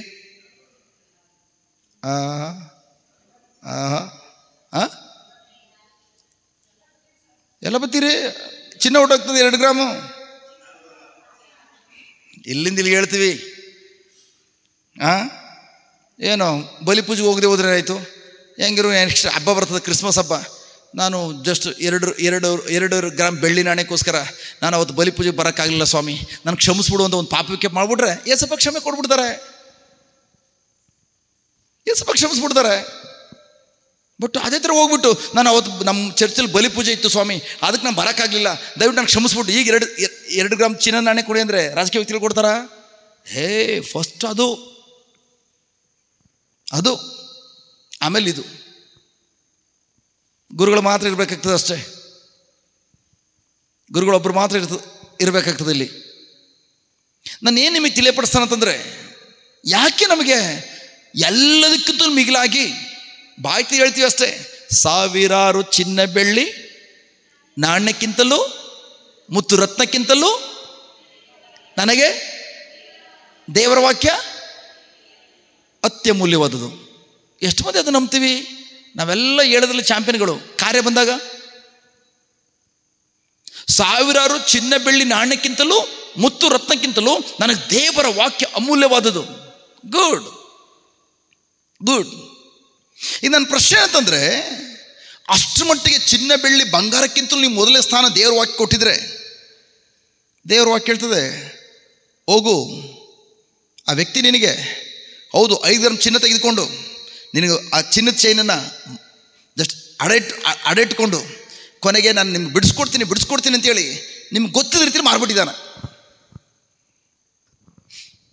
ನನಗೆ ಚಿನ್ನ ಬೆಳ್ಳಿ ನಾಣ್ಯಕ್ಕಿಂತ ನನಗೆ ದೇವರ ವಾಕ್ಯ ಅಮೂಲ್ಯವಾದದ್ದು. ದೇವರ ವಾಕ್ಯ ಹೇಳ್ತದೆ, ನಿನ್ನ ಶತ್ರುನೋ ಹೋಗಿ ಕ್ಷಮಿಸು, ಪ್ರಾರ್ಥಿಸು, ಸಂಧಾನ ಮಾಡ್ಕೊ. ಎಷ್ಟು ಮಂದಿ ಹೋಗ್ಬಿಟ್ಟು 5 ಗ್ರಾಮ್ ಚಿನ್ನ ಚೈನ್ನ ಮಾರ್ಕೊಬಿಟ್ಟಿರೋ ವ್ಯಕ್ತಿ ಜೊತೆ ಹೋಗಿ ಸಂಧಾನ ಮಾಡ್ಕೊಳ್ತೇವೆ? ಹಲೋ. ಬಟ್ ಅದು ಹೇಳೋದೇನು? ಸಾವಿರಾರು ಕೆಜಿಗಿಂತ ಚಿನ್ನ ಬೆಳ್ಳಿ ನಾಣ್ಯಕ್ಕಿಂತ ನಾನು ದೇವರ ವಾಕ್ಯ ಏನು ಹೇಳ್ತದೋ ಅದು ಅತ್ಯಮೂಲ್ಯವಾದದ್ದು. ಬಟ್ ಕಾರ್ಯ ಬಂದಾಗ ನನ್ನ ಪ್ರೀತಿಯ ಸಹೋದರ ಸಹೋದರಿಯರೇ, ಪ್ರಭು ಯೇಸು ಅದಕ್ಕಾಗಿ ಇವತ್ತು ನಮಗೇನು ತಿಳಿಯಪಡಿಸ್ತಾರಂತಂದರೆ, ನಿಮ್ಮ ಜೀವಿತದಲ್ಲಿ ಯಾವುದೇ ಪರಿಸ್ಥಿತಿಗಳು ನಿಮ್ಮ ಜೀವನದಲ್ಲಿ ಬಂದರೂ ಕೂಡ ಆ ಪರಿಸ್ಥಿತಿ ಮಧ್ಯದಲ್ಲಿ ಲೋಕದ ಸಿಸ್ಟಮ್ ನೀವು ಯಾವಾಗ ಅಳವಡಿಸ್ಕೊಳ್ತೀರಿ, ಆ ಸಮಸ್ಯೆಗಳ ಮಧ್ಯದಲ್ಲಿ ಮುಳುಗೋಗ್ತೀರಿ. ಅದೇ ರೀತಿ ಶಿಷ್ಯರು ಮಾಡಿದ್ದು. ದೋಣಿಯಲ್ಲಿ ಅಲೆಗಳು ಬಂದು ಅಪ್ಪಳಿಸಿವೆ. ಆಗ ಯೇಸು ಸ್ವಾಮಿ ಏನು ಕಲ್ಸ್ಕೊಟ್ಟಿದ್ದಾರೋ ಅದನ್ನು ಉಪಯೋಗಿಸದೆ ಲೋಕದ ರೀತಿಯಲ್ಲಿ ಮೊದಲು ಏನು ಕಲ್ತ್ಕೊಂಡು ಬಂದಿದ್ರು ಅದೇ ರೀತಿ ಅಲ್ಲಿರುವಂಥ ವಸ್ತುಗಳನ್ನು ಹೊರಡೆ ತೆಗೆದುಹಾಕುವಂಥದ್ದು, ಹುಟ್ಟಾಕುವಂಥದ್ದು, ಸರ್ಕಸ್ ಮಾಡ್ತಾ ಇದ್ದಾರೆ ತಮ್ಮ ಪ್ರಾಣ ಉಳಿಸ್ಕೊಳ್ಳಿಕ್ಕಾಗಿ. ಬಟ್ ಬಿರುಗಳು ನಿಂತು ಹೋಗಲಿಲ್ಲ. ಇನ್ನು ಆಳವಾಗಿ ದೋಣಿ ಒಳಗಡೆ ಹೋಗ್ತದೆ, ಸಮುದ್ರ ಒಳಗಡೆ ಹೋಗ್ತದೆ, ಇನ್ನು ಮುಳುಗೋ ಪರಿಸ್ಥಿತಿ ಬಂದಿದೆ. ಬಟ್ ಆಗ ಯೇಸು ಸ್ವಾಮಿ ಹತ್ರ ಹೋದರು, ಗುರುವೇ ನಾವು ಸತ್ತೋಗ್ತೀವಿ ಎದ್ದೇಳು. ಅದರ ಅರ್ಥ 12 ಮಂದಿ ಕೂಡ ನಮ್ಮ ಕತೆ ಮುಗಿದೋಯ್ತು, ಇನ್ನು ಇದೊಂದೇ. ಯಾಕಂದರೆ ನಾವೇನೆಲ್ಲ ಪ್ರಯತ್ನ ಪಡಬೇಕು, ಎಲ್ಲ ಪ್ರಯತ್ನ ಮಾಡಿಬಿಟ್ವಿ, ಈಗ ಹೊರಗಡೆ ಬರ್ಲಿಕ್ಕೆ ಸಾಧ್ಯ ಇಲ್ಲ. ಯಾರನ್ನೋ ಕೇಳ್ತಿರುವಂಥದ್ದು ಯೇಸು ಸ್ವಾಮಿಯನ್ನು. ಆಗ ಯೇಸು ಸಡನ್ ಆಗಿದ್ರು, ಎದ್ಬಿಟ್ಟು ಯಾಕೆ ಎಬ್ಬಿಸಿದ್ರಿ? ಗುರುವೇ ನಾವು ಸತ್ತೋಗ್ತಾ ಇದ್ದಾವೆ, ಅಲೆಗಳು ಬಂದು ಅಪ್ಪಳಿಸ್ತದೆ. ನೀವು ತಾನು ಮೀನುಗಾರರು, ನಾನು ನೋಡ್ರಿ ಕಾರ್ಪೆಂಟ್ರು, ನಾನೇನು ಮಾಡೋಕ್ಕೆ ಸಾಧ್ಯ? ನನಗೆ ಉಳಿ ಸುತ್ತಿಗೆ ಕೊಟ್ಟರೆ ಮರ ಕೆತ್ತೇನೆ, ಅಷ್ಟೇ ನನ್ನ ಕೆಲಸ. ಈ ರೀತಿ ಹೇಳಿದ್ರ? ಈ ಲೋಕದಲ್ಲಿ ಅವರು ಈವನ್ ಜೋಸೆಫರ ಜೊತೆಯಲ್ಲಿ ಕಾರ್ಪೆಂಟರ್ ಆಗಿದ್ರು ಕೂಡ, ಪ್ರೈಸ್ ಬಿಟ್ಟು ಗಾಡ್, ಅವ್ರು ಯಾವ ಕಾರಣ ಈ ಲೋಕದ ಸಿಸ್ಟಮ್ಗೆ ಅನುಗುಣವಾಗಿ ಆ ಸಮಸ್ಯೆನ ಪರಿಹಾರ ಮಾಡ್ಕೊಳ್ಳಿಕ್ಕೆ ಇಷ್ಟಪಡಲಿಲ್ಲ. ತನ್ನ ತಂದೆಯ ಸಂಪರ್ಕದಲ್ಲಿ ತಂದೆಯ ಮೂಲಕ ಏನನ್ನು ಕಲ್ತಿದ್ದಾರೋ ಅದನ್ನು ಉಪಯೋಗಿಸಿದ್ರು. ಹಲೋ. ಬಟ್ ಅದು ಈ ಮೀನುಗಾರರು ಅವ್ರ ಲೋಕದಲ್ಲಿ ಏನು ಕಲ್ತ್ಕೊಂಡು ಬಂದಿದ್ದಾರೋ ಅದನ್ನು ಉಪಯೋಗಿಸಿದ್ರು. ಬಿರುಗಾಳಿ ನಿಂತೋಗ್ಲಿಲ್ಲ, ಅವ್ರ ಜೀವನ ಸಮಾಧಾನದ ವಾತಾವರಣಕ್ಕೆ ಬರಲಿಲ್ಲ. ಅದೇ ಥರ ನನ್ನ ಪ್ರಿಯ ಸಹೋದರ ಸಹೋದರಿಯರೇ, ನೀವು ದೇವರ ಮಕ್ಕಳಾಗಿದ್ದು ನಿಮ್ಮ ಜೀವನದಲ್ಲಿ ಸಮಸ್ಯೆಗಳು ಬಂದಾಗ ಲೋಕದ ಮಕ್ಕಳು ಯಾವ ರೀತಿ ಪ್ರಯತ್ನ ಪಡ್ತಾರೋ ಸಮಸ್ಯೆಯಿಂದ ಹೊರಬರಲಿಕ್ಕಾಗಿ, ಅದೇ ರೀತಿ ನೀವು ಪ್ರಯತ್ನ ಪಟ್ಟರೆ ನಿಮ್ಮ ಜೀವನದಲ್ಲಿ ಯಾವತ್ತೂ ಕೂಡ ಆ ಸಮಸ್ಯೆ ಹೊರಬರ್ಲಿಕ್ಕೆ ಸಾಧ್ಯ ಇಲ್ಲ. ಒಂದಲ್ಲ ಒಂದು ದಿನ ಒಂದು ರೀತಿಯ ಸಮಸ್ಯೆ ಬಂದಾಗ ಆ ಸಮಸ್ಯೆ ಸುಳಿಲು ಸಿಲ್ಕೊಂಡು ಮುಳುಗೋಗ್ತೀರಿ. ನಾನು ಬರುವಾಗ ನನ್ನ ಸಹೋದರ ಹತ್ರ ಅದೇ ಮಾತಾಡ್ತಾ ಬರ್ತಾ ಇದೆ. ನನ್ನ ಸಹೋದರ ಹೇಳ್ತಿದ್ರು, ಬ್ರದರ್ ನನಗೆ ಇನ್ನು ಜಸ್ಟ್ ಎರಡು ಕಾರ್ಯಗಳು ನೆರವೇರಬೇಕು ನನ್ನ ಜಾಬ್ ಸಿಗಲಿಕ್ಕೆ ಅಂತೇಳಿ ಅವ್ರು ಹೇಳುವಾಗ ನಾನು ಹೇಳ್ತದೆ, ನನ್ನ ಮಗಳು ಕೂಡ ಥ್ಯಾಂಕ್ ಗಾಡ್ ಮುಂದಿನ ಇನ್ನೂ 8 ತಿಂಗಳಿದೆ ನನ್ನ ಮಗಳಿಗೆ ಸ್ಟಡಿ ಮುಗಿಬೇಕಾದ್ರೆ ಇಂಜಿನಿಯರಿಂಗ್. ಬಟ್ ಈ ಕ್ಯಾಂಪಸ್ ಇಂಟರ್ವ್ಯೂ ನಡೀತಾ ಇತ್ತು. ಕ್ಯಾಂಪಸ್ ಇಂಟರ್ವ್ಯೂ ನಡೆಯುವಾಗ ಒಂದು ಕಂಪ್ನಿ ಬಂದಿದೆ, ಅದು ಒಳ್ಳೆ ಕಂಪ್ನಿ, ಒಳ್ಳೆ ಪ್ಯಾಕೇಜ್ ಇದೆ, ಒಳ್ಳೆ ಸಂಬಳ ಇದೆ ವರ್ಷಕ್ಕೆ. ಇಂಟರ್ವ್ಯೂ ಎಲ್ಲ ಮಕ್ಕಳು ಬರೆದಿದ್ದಾರೆ, ಬಟ್ ರಿಸಲ್ಟ್ ಬಂದಿಲ್ಲ. ರಿಸಲ್ಟ್ ಬರೋಕ್ಕೆ ಮುಂಚಿತವಾಗಿ ಇನ್ನೊಂದು ಕಂಪ್ನಿ ಬಂದಿದೆ. ಆ ಕಂಪ್ನಿಗೆ ಎಕ್ಸಾಮ್ ತೆಗೆದುಕೊಂಡ್ರೆ ಆ ಕಂಪ್ನಿಲಿ ಅದರದ್ದು ಅರ್ಧದಷ್ಟು ಸಂಬಳ ಕೊಡ್ತಾರೆ. ಬಟ್ ಯಾರೆಲ್ಲ ಬರೀತಾರೆ ಎಲ್ಲರನ್ನೂ ಸೆಲೆಕ್ಟ್ ಮಾಡ್ಕೊಬಿಡ್ತಾರೆ. ಒಂದು ವ್ಯಕ್ತಿ ಒಂದ್ಸಲ ಸೆಲೆಕ್ಟ್ ಆದಮೇಲೆ ನೆಕ್ಸ್ಟು ಇನ್ಯಾವ ಇಂಟರ್ವ್ಯೂ ಫೇಸ್ ಮಾಡೋಂಗಿಲ್ಲ. ಬಟ್ ಈಗ ಮಗಳು ಎಕ್ಸಾಮ್ ಬರೆದಿದ್ದಾಳೆ, ಇಂಟರ್ವ್ಯೂ ಫೇಸ್ ಮಾಡಿದ್ದಾಳೆ, ಬಟ್ ರಿಸಲ್ಟ್ ಬಂದಿಲ್ಲ. ರಿಸಲ್ಟ್ ಬರಬೇಕಾದ್ರೆ 1 ರಿಂದ 1.5 ತಿಂಗಳು ಬೇಕು ಮಿನಿಮಮ್. ಅಷ್ಟು ಮಕ್ಕಳಿಗೆಲ್ಲ ರಿಸಲ್ಟ್ನ ಅನೌನ್ಸ್ ಮಾಡಬೇಕಾದ್ರೆ 1 ರಿಂದ 1.5 ತಿಂಗಳು ಬೇಕು. ಆಗ ನನ್ನ ಮಗಳು ಕೇಳಿದು, ಪಪ್ಪ ನಾನು ಇಂಟ್ರಿಗೆ ಹೋಗ್ಲೋ ಬೇಡವೋ ಗೊತ್ತಿಲ್ಲ, ನೆನೆನೂ ಕೂಡ ಇದೇ ಥರ ಆಗಿಬಿಟ್ಟು ನಾನು ನನ್ನ ಫ್ರೆಂಡ್ಸ್ 4 ಜನ ಇದ್ದೇವೆ, ನನ್ನ ಇಂಟ್ರಿಗೆ ನಾವು ಹೋಗಲೇ ಇಲ್ಲ, ನಮ್ಮಲ್ಲೇ ಉಳ್ಕೊಬಿಟ್ವಿ. ಸರ್ ಅಲ್ಲಿಂದ ಮೆಸೇಜ್ ಹಾಕಿದ್ದಾರೆ, ಇನ್ಮೇಲೆ ನೀವು ಯಾವ ಇಂಟ್ರ್ವ್ಯೂನು ಫೇಸ್ ಮಾಡೋಂಗಿಲ್ಲ, ನಿಮ್ಮ ರಿಸಲ್ಟ್ನ ತಡೆ ಹಿಡಿತಾನೆ, ನೀವು ಅದು ಹೆಂಗೆ ಹೋಗ್ತೀರಾ ಮುಂದೆ ಹೋಗಿ. ನಾನು ಹೇಳಿದೆ, ನೀವು ಮಾಡಿ ತಪ್ಪಲ್ಲ ಮಕ್ಕಳೇ. ಇಲ್ಲ ಪಪ್ಪ, ಯಾಕಂದರೆ ನಾವು ಇಂಟ್ರ್ವ್ಯೂಗೆ ಹೋಗ್ಬಿಟ್ರೆ ಆ ಬರುವಂಥ ಕಂಪ್ನಿ ಕಡಿಮೆ ಸಂಬಳ ಕೊಡುವಂಥದ್ದು, ಅವರು ಬಂದವ್ರನ್ನೆಲ್ಲ ಸೆಲೆಕ್ಟ್ ಮಾಡ್ಕೊಬಿಡ್ತಾರೆ. ಖಂಡಿತ ನಾವು 4 ಜನ ಕೂಡ ಸೆಲೆಕ್ಟ್ ಆಗಿಬಿಡ್ತೇವೆ. ಆಗ ಅರ್ಧ ಸಂಬಳ ಮಾತ್ರ. ಬಟ್ ಒಳ್ಳೆ ಕಂಪ್ನಿ ಇಂಟ್ರ್ವ್ಯೂ ಮಾಡಿದ್ದೀವಲ್ಲ, ಚೆನ್ನಾಗಿ ಮಾಡಿದ್ದೇವೆ, ಅದೇನಾದರೂ ರಿಸಲ್ಟ್ ಆಮೇಲೆ ಬಂದರೂ ಕೂಡ ನಮಗೆ ಚಾನ್ಸಸ್ ಸಿಗಲ್ಲ, ಈ ಕಡಿಮೆ ಸಂಬಳಕ್ಕೆ ಹೋಗಬೇಕು. ಅದಾದಮೇಲೆ ಸರ್ ಚೆನ್ನಾಗಿ ಬೈದಾದ್ಮೇಲೆ ನಾನು ಹೇಳಿದೆ, ಫಸ್ಟ್ ಸಾರಿ ಹೋಗಿಬಿಟ್ಟು ನಿಮ್ಮ ಯಾರು HOD ಇದ್ದಾರೋ ಅವ್ರ ಹತ್ರ ಹೋಗಿ ಸಾರಿ ಕೇಳ್ಕೊಳ್ಳಿ, ಅವ್ರು ಬೈಸ್ಕೊಳ್ಳಿ. ಅದಾದಮೇಲೆ ಕೊನೆಗೆ ಅವ್ರು ಹೇಳಿದ್ರು, ಆಯಿತು ನಾಳೆ ಬೆಳಗ್ಗೆ 10 ಗಂಟೆಗೆ ಮತ್ತೆ ನಿಮ್ಮದೇನು ಲ್ಯಾಪ್ಟಾಪ್ ಪ್ರಾಬ್ಲಮ್ ಆಗಿತ್ತು, ನೆಟ್ ಸಿಗಲಿಲ್ಲ ಅಂತೇಳಿ ರೀಸನ್ ಕೊಟ್ಬಿಟ್ಟು ಅದೇ ಕಂಪ್ನಿಯವರಿಗೆ ಮತ್ತೆ ನಾನು ಹೇಳ್ತೀನಿ ನಿಮ್ಗೆ ಇಂಟ್ರ್ವ್ಯೂ ತಗೊಳಕ್ಕೆ, ನಿಮ್ಮ 4 ಜನ ಸಪ್ರೇಟಾಗಿ ಇಂಟ್ರ್ವ್ಯೂ. ಈ 4 ಮಂದಿ ಖಂಡಿತ ಸೆಲೆಕ್ಟ್ ಆಗ್ತಾರೆ. ಯಾಕಂದ್ರೆ ಬ್ರಿಲಿಯಂಟ್ಸ್ ಅಂದರೆ ಆ ಒಂದು ಕಂಪ್ನಿಗೆ ಸ್ವಲ್ಪ ಆನ್ಸರ್ ಕೊಟ್ಟರೆ ಸಾಕು ಸೆಲೆಕ್ಟ್ ಮಾಡ್ಕೋತಾರೆ ಅಂಥ ಕಂಪ್ನಿ. ಪಾಪ ಈಗಂತೂ ಈ ಕಡೆ ಹಾಕ್ಕೊಂಡಿದ್ದೇವೆ. ನಾಳೆ ಬೆಳಗ್ಗೆ 10 ಗಂಟೆಗೆ ಇಂಟ್ರ್ವ್ಯೂ ಹೋದ್ವಾ 11:11ವರೆಗೆ ಅನೌನ್ಸ್ ಮಾಡಿಬಿಡ್ತಾರೆ ನಾವು ಸೆಲೆಕ್ಟ್ ಆದ್ವಿ ಅಂತೇಳಿ. ನಾನು ನನ್ನ ಮಗಳಿಗೆ ಹೇಳಿದೆ, ನೀನು ತಾಯಿಯ ಗರ್ಭದಲ್ಲಿ ರೂಪಿಸುತ್ತ ಮೊದಲೇ ದೇವರ ವಾಕ್ಯ ಹೇಳ್ತದೆ, ನೀನು ಯಾವ ಕಂಪ್ನಿಗೆ ಹಾಕಬೇಕು ದೇವರು ನಿನ್ನನ್ನು. ಎಲ್ಲಿ ನಿನ್ನನ್ನು ಬೆಳೆಸಬೇಕು ಅದೆಲ್ಲ ದೇವ್ರು ಮೊದಲೇ ಪ್ರೀ ಪ್ಲ್ಯಾನ್ ಮಾಡಿಟ್ಟಿದ್ದಾರೆ. ಒಂದು ವೇಳೆ ನಿನಗೆ ಯಾವ ಒಳ್ಳೆ ಕಂಪ್ನಿಲಿ ಬಂದು ಇಂಟರ್ವ್ಯೂ ಎಲ್ಲ ಮಾಡಿದ್ಯಾ, ಆ ಒಳ್ಳೆ ಕಂಪ್ನಿ ದೇವ್ರು ನಿಮ್ಗೆ ತೆಗೆದುಕೊಂಡು ಹಾಕ್ಬೇಕು ಎಂಬುದಕ್ಕೆ ಮೊದಲೇ ಪ್ಲ್ಯಾನ್ ಮಾಡಿಟ್ಟಿದ್ರೆ ಈ ಕಂಪ್ನಿಯವರು ಕೂಡ ನಿಮ್ಗೆ ಯಾವ ಕಡೆ ಸೆಲೆಕ್ಟ್ ಮಾಡ್ಕೊಳ್ದಂಗೆ ದೇವರು ಗೊತ್ತು ಅವ್ರಿಗೇನು ಮಾಡಬೇಕು ಅದು ಮಾಡ್ತಾರೆ. ಬಟ್ ಇಲ್ಲ ಪಾಪ ಇನ್ನೊಂದು ಚಾನ್ಸ್ ಇದೆ. ಏನಂತ ಆಯ್ತಮ್ಮ ಏನು ಹೇಳು, ನಮ್ಗೆ ಆ ರಿಸಲ್ಟ್ ಬಂದುಬಿಟ್ರೆ, ಮೊದಲನೇ ನಾವು ಇಂಟರ್ವ್ಯೂ ಮಾಡಿದ್ದೀವಲ್ಲ ಅದು ರಿಸಲ್ಟ್ ಬಂದುಬಿಟ್ರೆ ನಾವು ಇದನ್ನು ಹೋದ್ರೂ ಹೋಗ್ಬೋದು, ಹೋಗೋದು ಇದ್ರೂ ಹೋಗ್ಬೋದು. ಸರ್ ನಮ್ಗೆ ಅದೇ ಕಂಪ್ನಿ ಸಾಕು ಅಂತ ಹೇಳ್ಬಿಡ್ಬೋದು, ಲಾಕ್ ಮಾಡಿ ಇಟ್ಬಿಡ್ಬೋದು. ಓಕೆ, ಈಗ ಇಂಟರ್ವ್ಯೂ ಬರೋಕ್ಕೆ ಏನು ತೊಂದರೆ, ರಿಸಲ್ಟ್ ಬರೋಕ್ಕೆ ಏನು ತೊಂದರೆ ಇಲ್ಲ. ಮಿನಿಮಮ್ 1 ರಿಂದ 1.5 ತಿಂಗಳು ಬೇಕು, ಅದು ದೊಡ್ಡ ಕಂಪನಿ. ನಾಳೆ ಓಕೆ ತೊಂದರೆ ಇಲ್ಲ, ಪ್ರೈಸ್ ಗಾಡ್. ಜಸ್ಟ್ ಆ ಇಂಟರ್ವ್ಯೂ ಆದಮೇಲೆ ಈಗ 2-3 ದಿನಗಳಲ್ಲಿ ಆ ರಿಸಲ್ಟ್ ಬರಲಿಕ್ಕೆ 1-1.5 ತಿಂಗಳು ಏನು ತೆಗೆದುಕೊಳ್ಬೇಕು, ಅದನ್ನೆಲ್ಲ ಯಾವುದು ಅಂಧಕಾರದ ಲೋಕದಲ್ಲಿ ಯಾವ ಶಕ್ತಿ ತಡೆಗಟ್ಟಿದೆಯೋ, ಮೈ ಗಾಡ್, ಜಸ್ಟ್ ಆ ಶಕ್ತಿಯನ್ನು ಒದ್ದೋಡ್ಸೋಣ. ಒಂದೇ ಒಂದು ಕೆಲಸ ಮಾಡೋಣ, ಜಸ್ಟ್ ನೀನು ಗರ್ಜನೆ ಮಾಡು, ನಾನು ಗರ್ಜನೆ ಮಾಡ್ತೇನೆ. ಯಾವಾಗ ಥ್ಯಾಂಕ್ ಗಾಡ್ ಆ ಮಗಳು ಮತ್ತು ನಾವು 3/4 ಗಂಟೆ ಗರ್ಜನೆ ಮಾಡಲಾಯಿತು, ಮೈ ಗಾಡ್, ಬೆಳಗ್ಗೆ 10 ಗಂಟೆಗೆ ಇಂಟ್ರ್ಯೂಗೆ ಹೋಗಬೇಕು. ಬೆಳಗ್ಗೆ 10 ಗಂಟೆಗೆ ಇಂಟ್ರ್ಯೂಗೆ ಹೋಗಬೇಕು. ಇಂಟ್ರ್ಯೂಗೆ ಮುಂಚಿತವಾಗಿ ಅವಳ ಫ್ರೆಂಡಲ್ಲಿ ಒಬ್ಬರು, ಏಯ್ ನಿನಗೆ ಇಮೇಲ್ ಬಂದಿಲ್ಲ, ಇಮೇಲ್ ಚೆಕ್ ಮಾಡು. ನೋಡಿದ್ರೆ ರಾತ್ರಿನೇ ಮಗಳ ಇಮೇಲ್ ಬಂದಿದೆ, ನೀನು ಸೆಲೆಕ್ಟ್ ಆಗಿದ್ದಿ, ಜಸ್ಟ್ ಅದು ಕೂಡ 6ನೇ ಸ್ಥಾನದಲ್ಲಿದ್ದೀಯಾ ಅಂತೇಳಿ ಲಿಸ್ಟ್ ಬಂದಿದೆ. ಈಗ ನೆಕ್ಸ್ಟ್ ಆ ಮಗಳು ನೆಕ್ಸ್ಟ್ ಇಂಟರ್ವ್ಯೂನ ಅಟೆಂಡ್ ಮಾಡಬೇಕಾಗಿಲ್ಲ. ಒಳ್ಳೆ ಪ್ಯಾಕೇಜನ್ನು ಹೊಂದಿರುವಂತಹ ಒಳ್ಳೆ ಕಂಪ್ನಿಯಲ್ಲಿ ಒಳ್ಳೆ ಸಂಬಳ ಬರುವಂತಹ ಕೆಲಸವನ್ನು ದೇವರು ಎಕ್ಸಾಮ್ ಮುಗಿಯೋಕ್ಕೆ ಮುಂಚಿತವಾಗಿಯೇ ಜಸ್ಟ್ ಮೊದಲೇ ಸಿದ್ಧ ಮಾಡಿಟ್ಟಿದ್ದಾರೆ.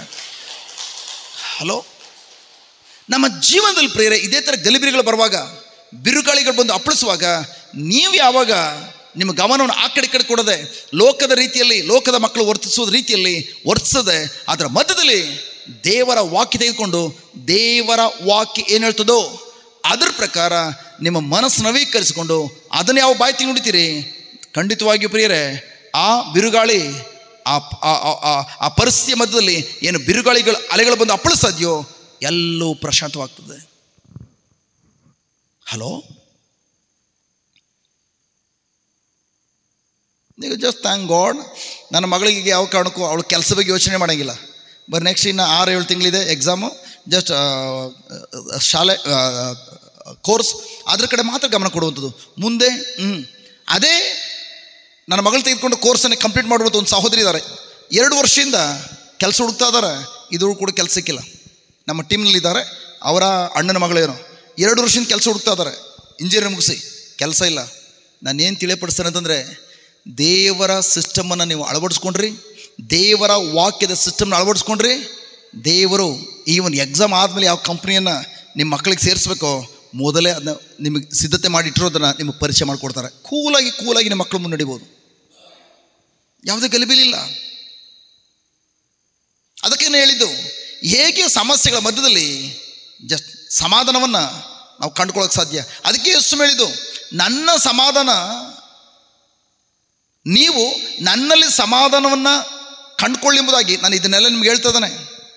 12 ಮಂದಿ ಶಿಷ್ಯರು ಸಮಾಧಾನ ಇಲ್ಲ, ಸಮಸ್ಯೆಗಳ ಮಧ್ಯೆ ಒದ್ದಾಡ್ತಾ ಇದ್ದಾರೆ, ಕರೆಕ್ಟಾ? ಬಟ್ ಹೇಗೆ ಸಮಾಧಾನ ಕಂಡುಕೊಂಡ್ರು? ಹೋಗಿ ಯೇಸುವನ್ನು ಎಬ್ಬಿಸಿದ್ರು. ಗುರುವೇ, ನಾವು ಸತ್ತೋಗ್ತದವೆ, ನಿಮಗೆ ನಮ್ಮ ಕಡೆ ಗಮನ ಇಲ್ವಾ? ಆಗ ಯೇಸು ಎದ್ದೇನು ಮಾಡಿದರು?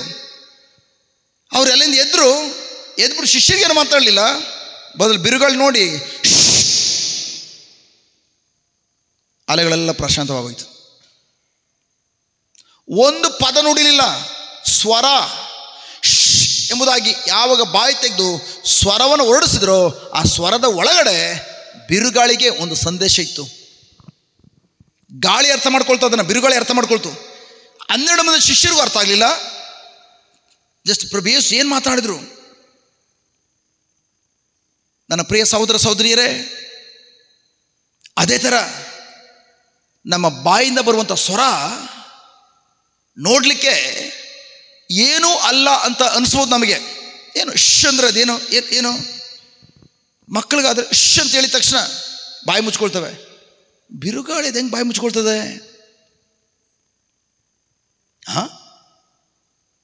ನನ್ನ ಪ್ರಿಯ ಸಹೋದರ ಸಹೋದರಿಯರೇ, ಸೃಷ್ಟಿಕರ್ತರಾಗಿರೋದು ಪ್ರಭು ಯೇಸು ಚೆನ್ನಾಗಿ ಗೊತ್ತಿತ್ತು. ಏನಂತಂದರೆ, ನಾನೇ ಸಮುದ್ರನ ಸೃಷ್ಟಿ ಮಾಡಿದವನು, ಸಮುದ್ರದ ಸ್ವಭಾವನೇ ಅಲೆಗಳನ್ನು ಎಬ್ಬಿಸುವಂಥದ್ದು, ಅಲೆಗಳನ್ನು ಬಡಿಸುವಂಥದ್ದು, ಉತ್ಪತ್ತಿ ಮಾಡುವಂಥದ್ದು ಎಲ್ಲ ಅದರ ಸಮುದ್ರದ್ದು ನಾನು ಸೃಷ್ಟಿ ಮಾಡಿದ್ದು. ಹೇಗೆ ದೇವರು ಅಂದರೆ ಸೃಷ್ಟಿಕರ್ತರಾಗಿರುವಂಥ ಪ್ರಭು ಯೇಸು ಕ್ರಿಸ್ತರು ಸಮುದ್ರನ ಹೇಗೆ ಸೃಷ್ಟಿ ಮಾಡಿದರು? ನುಡಿಗಳ ಮೂಲಕ ಬಾಯ್ತು ನುಡಿದ್ರು ಸಮುದ್ರ ಸೃಷ್ಟಿ ಆಯಿತು. ಅದಕ್ಕಾಗಿ ಈಗ ತಾನು ಬಾಯಿ ತೆಗೆದು ಹೇಳಿದ ನುಡಿಯಿಂದ ಭೂಲೋಕವನ್ನು ಮತ್ತು ಭೂಲೋಕದಲ್ಲಿರುವಂಥ ಸಮುದ್ರವನ್ನು ಏನು ಸೃಷ್ಟಿ ಮಾಡಿದಾರೋ, ಈಗ ಆ ಸಮುದ್ರದ ಅಲೆಗಳನ್ನು ಉತ್ಪತ್ತಿ ಮಾಡಲಿಕ್ಕಾಗಿ. ಬಟ್ ಆದರೆ ಜನರ ಪ್ರಾಣವನ್ನು ತೆಗೆಯುವಷ್ಟು ಮಟ್ಟಿಗೆ ಆ ಅಲೆಗಳು ಬಂದು ಅಪ್ಪಳಿಸ್ತದಂತಂದರೆ ಅದರ ಹಿಂದೆ ಅದೇ ಅಲೆಗಳನ್ನು ದುರಾತ್ಮನ ತನ್ನ ಹತೋಟಿ ತೆಗೆದುಕೊಂಡು ಆ ಅಲೆಗಳನ್ನು ಭಯಾನಕವಾದ ಸುನಾಮಿ ಅಲೆಗಳ ರೀತಿಯಲ್ಲಿ ಉತ್ಪತ್ತಿ ಮಾಡ್ತಾ ಇದ್ದಾನೆ. ಅದರ ಹಿಂದೆ ಕೊಲೆಗಾರನಾಗಿರುವಂತಹ ಸೈತಾನನು ಕೊಲೆ ಪಾತಕ್ಕೆ ಕೆಲಸ ಮಾಡ್ತಾ ಇದ್ದಾನೆ. ಇದನ್ನ ಅರ್ಥದ ಪ್ರಭು ಯೇಸು ತನ್ನ ನುಡಿಯಿಂದ ಯಾವ ಸಮುದ್ರವನ್ನು ಸೃಷ್ಟಿ ಮಾಡಿದಾರೋ ಅದು ಮನುಷ್ಯನಿಗೆ ಹೆಲ್ಪ್ ಆಗಲಿ, ಮನುಷ್ಯನಿಗೆ ಸಹಾಯ ಮಾಡಲಿ ಎಂಬುದಾಗಿ ಈಗ ಅದೇ ಸಮುದ್ರದ ಅಲೆಗಳನ್ನು ದುರಾತ್ಮ ಉಪಯೋಗಿಸಿಕೊಂಡು 13 ಮಂದಿಯನ್ನು ಕೂಡ ಸಮುದ್ರದ ಮಧ್ಯದಲ್ಲಿ ಕತೆ ಮುಗಿಸ್ಬೇಕೆಂಬುದಾಗಿ ದೊಡ್ಡ ತುಫಾನನ್ನು, ಸುನಾಮಿ ಅಲೆಯನ್ನು ಎಬ್ಬಿಸಿದ್ದಾನೆ. ಯೇಸು ಏನು ಮಾಡಿದರು? ಜಸ್ಟ್ ತಾನು ಸೃಷ್ಟಿ ಮಾಡಿರುವಂತಹ ನುಡಿಯಿಂದ ಸೃಷ್ಟಿ ಮಾಡಿರುವಂತಹ ಆ ಸಮುದ್ರದ ಆ ಶಕ್ತಿಯನ್ನು ವಿಕೋಪಕ್ಕೆ ತೆಗೆದುಕೊಂಡು ಹೋಗ್ತಿರುವಂತಹ ದುರಾತ್ಮನಿಗೆ ನುಡಿದಿದ್ದು ಒಂದೇ ಒಂದು ಎಂಬುದಾಗಿ ಯಾವಾಗ ನುಡಿದ್ರು ಆ ಸ್ವರದ ಸಂದೇಶ ಇತ್ತು. ಆ ಸಂದೇಶ ಕೇಳಿಸ್ಕೊಂಡಂತಹ ಆ ದುರಾತ್ಮನು ಅದೇ ಕ್ಷಣದಲ್ಲಿ ಅಲೆಗಳನ್ನು ಬಿಟ್ಟು ಹೋದ. ಅಲೆಗಳು ಪ್ರಶಾಂತವಾದವು. ಹಲೋ, ಈಗ ಅದೇ ರೀತಿ ಪ್ರಿಯರೇ, ನಮ್ಮ ಜೀವನದಲ್ಲಿ ಬರುವಂತಹ ತುಫಾನುಗಳನ್ನು, ಅಲೆಗಳನ್ನು ಹಾಗಾದ್ರೆ ನಾವು ಹೇಗೆ ಪ್ರಿಯರೇ ನಾವು ಪರಿಹಾರ ಮಾಡಿಕೊಳ್ಳುವಂಥದ್ದು? ಅವುಗಳ ಮಧ್ಯದಲ್ಲಿ ನಮ್ಮ ಆ ಅಲೆಗಳು, ಬಿರುಗಾಳಿಗಳು, ಉದಾಹರಣೆಗೆ ಶಿಷ್ಯರೆಲ್ಲರೂ ಕೂಡ ಈಚೆ ದಡದಿಂದ ಆಚೆ ದಡಕ್ಕೆ ಹೋಗುವಾಗ ನನ್ನ ಬಾಳ ದೋಣಿಯಲ್ಲಿ ನನ್ನೇಸು ಇರುವಾಗ ಡಣ್ಣಾಣ ಡಣ್ಣ ಖುಷಿಯಾಗಿ ಆಡಳ್ಕೊಂಡು ಹೋಗ್ತಾ ಇದ್ದಾರೆ. ಕರೆಕ್ಟು? ಏಸಪ್ಪ ಮಲಗಿದ್ದಾರೆ, ನಾವು ಆರಾಮಾಗಿ ದಡ ಸೇರ್ಕೊಳ್ತೀವಿ. ಬಟ್ ಮಧ್ಯದಲ್ಲಿ ಇದ್ದಕ್ಕಿದ್ದಂತೆ ಯಾವಾಗ ಅಲೆಗಳಿದೇಳ್ತು ಆಗ ಡಣ್ಣನೂ ಇಲ್ಲ, ಯಾವ ಅಣ್ಣನೂ ಇಲ್ಲ, ಸತ್ತೋಗ್ತವೆ ಅಂತ ಚಿಂತೆ ಮಾಡ್ತಾ ಇದ್ದಾರೆ. ಹಲೋ ನನ್ನ ಪ್ರೀತಿಯ ಸಹೋದರ ಸಹೋದರಿಯರೇ, ಹಾಗಾದರೆ ಈ ಸಂದರ್ಭದಲ್ಲಿ ಇವತ್ತು ಪ್ರಭು ಯೇಸು ನಮ್ಗೆ ಏನು ತಿಳಿಯಪಡಿಸ್ತಾರೆ ಅಂತಂದರೆ, ನಿಮ್ಮ ಜೀವನದಲ್ಲೂ ಕೂಡ ನಿಮ್ಮ ಬಾಳ ದೋಣಿಯಲ್ಲಿ ಮಾತ್ರ ಅಲ್ಲ, ನಿಮ್ಮ ಒಳಗಡೆ ಪ್ರಭು ಯೇಸು ಇದ್ದಾರೆ. ಪ್ರಭು ಯೇಸುಗೆ ನಮ್ಮೆಲ್ಲರೂ ಒಳಗಡೆ ಇದ್ದಾರೆ. ಕರೆಕ್ಟಾ? ನಮ್ಮ ಒಳಗಡೆ ಇರುವಂಥ ಪ್ರಭು ಯೇಸು ಈವನ್ ನನಗೆ ಎಲ್ಲದರ ಮೇಲೆ ಜಯವನ್ನು ಕೊಟ್ಟಿದ್ರು ಕೂಡ ಅಲೆಗಳು ಬಂದು ಅಪ್ಪಳಿಸುವಾಗ ಅಲೆಗಳ ಮಧ್ಯದಲ್ಲಿ, ಆ ಸಮಸ್ಯೆಗಳ ಮಧ್ಯದಲ್ಲಿ ಎಷ್ಟು ಮಂದಿ ಪ್ರಿಯರೇ ಆನಂದವನ್ನು, ಸಮಾಧಾನವನ್ನು ಜಸ್ಟ್ ನಾವು ಅನುಭವಿಸುವಂಥ ಮಕ್ಕಳಾಗಿದ್ದೇವೆ.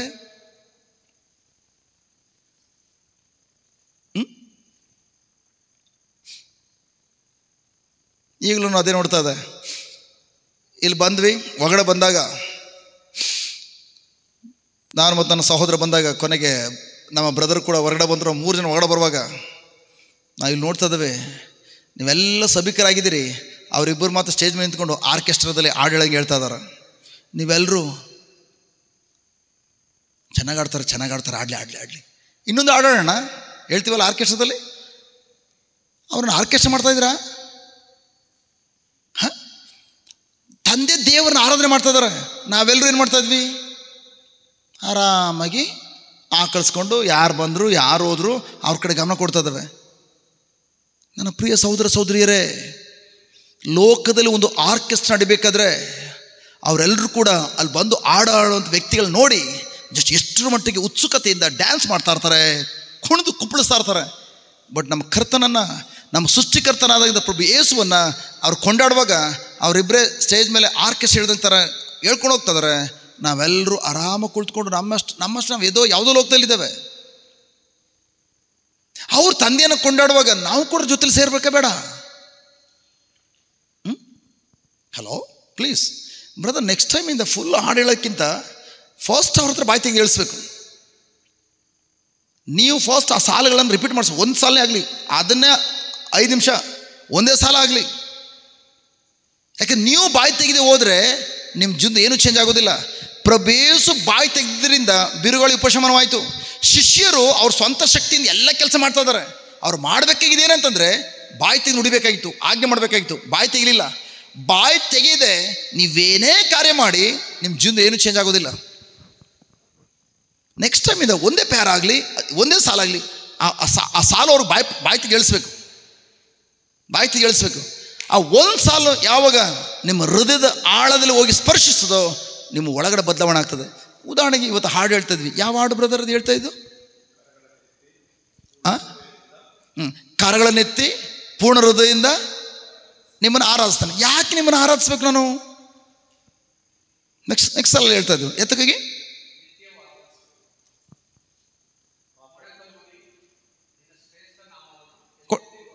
ಆರಾಧಿಸ್ತೇವೆ. ಯಾತಕ್ಕಾಗಿ ಆರಾಧಿಸ್ತೇವೆ? ನೆಕ್ಸ್ಟು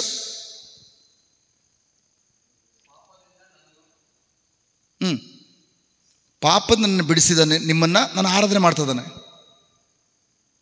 ಓದಿ ಬರ ಸಾಲನ. ಮೈ ಗಾಡ್,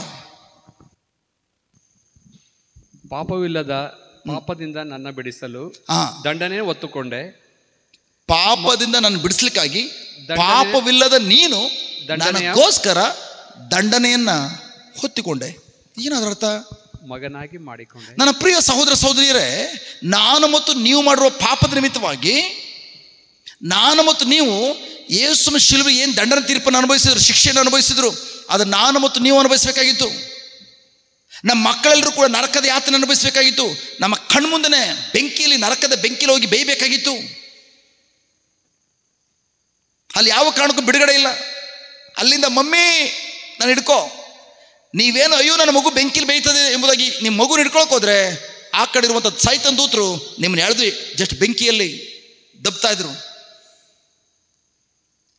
ಅಂಥ ಕಾರ್ಯದಿಂದ ನನ್ನನ್ನು ಮತ್ತು ನನ್ನ ಮಕ್ಕಳನ್ನು, ನನ್ನ ಸಂತತಿಯನ್ನು ಪ್ರಭು ಯೇಸು, ಪಾಪವನ್ನೇ ಅರಿಯದಿರುವಂಥ ಪ್ರಭು ಯೇಸು ನನ್ನನ್ನು, ನನ್ನ ಸಂತತಿಯನ್ನು, ನನ್ನ ಮಕ್ಕಳನ್ನು ನರಕದ ಬೆಂಕಿಯ ಜ್ವಾಲೆಯಿಂದ ರಕ್ಷಣೆ ಮಾಡಿರುವಂಥ ಪ್ರಭು ಯೇಸು.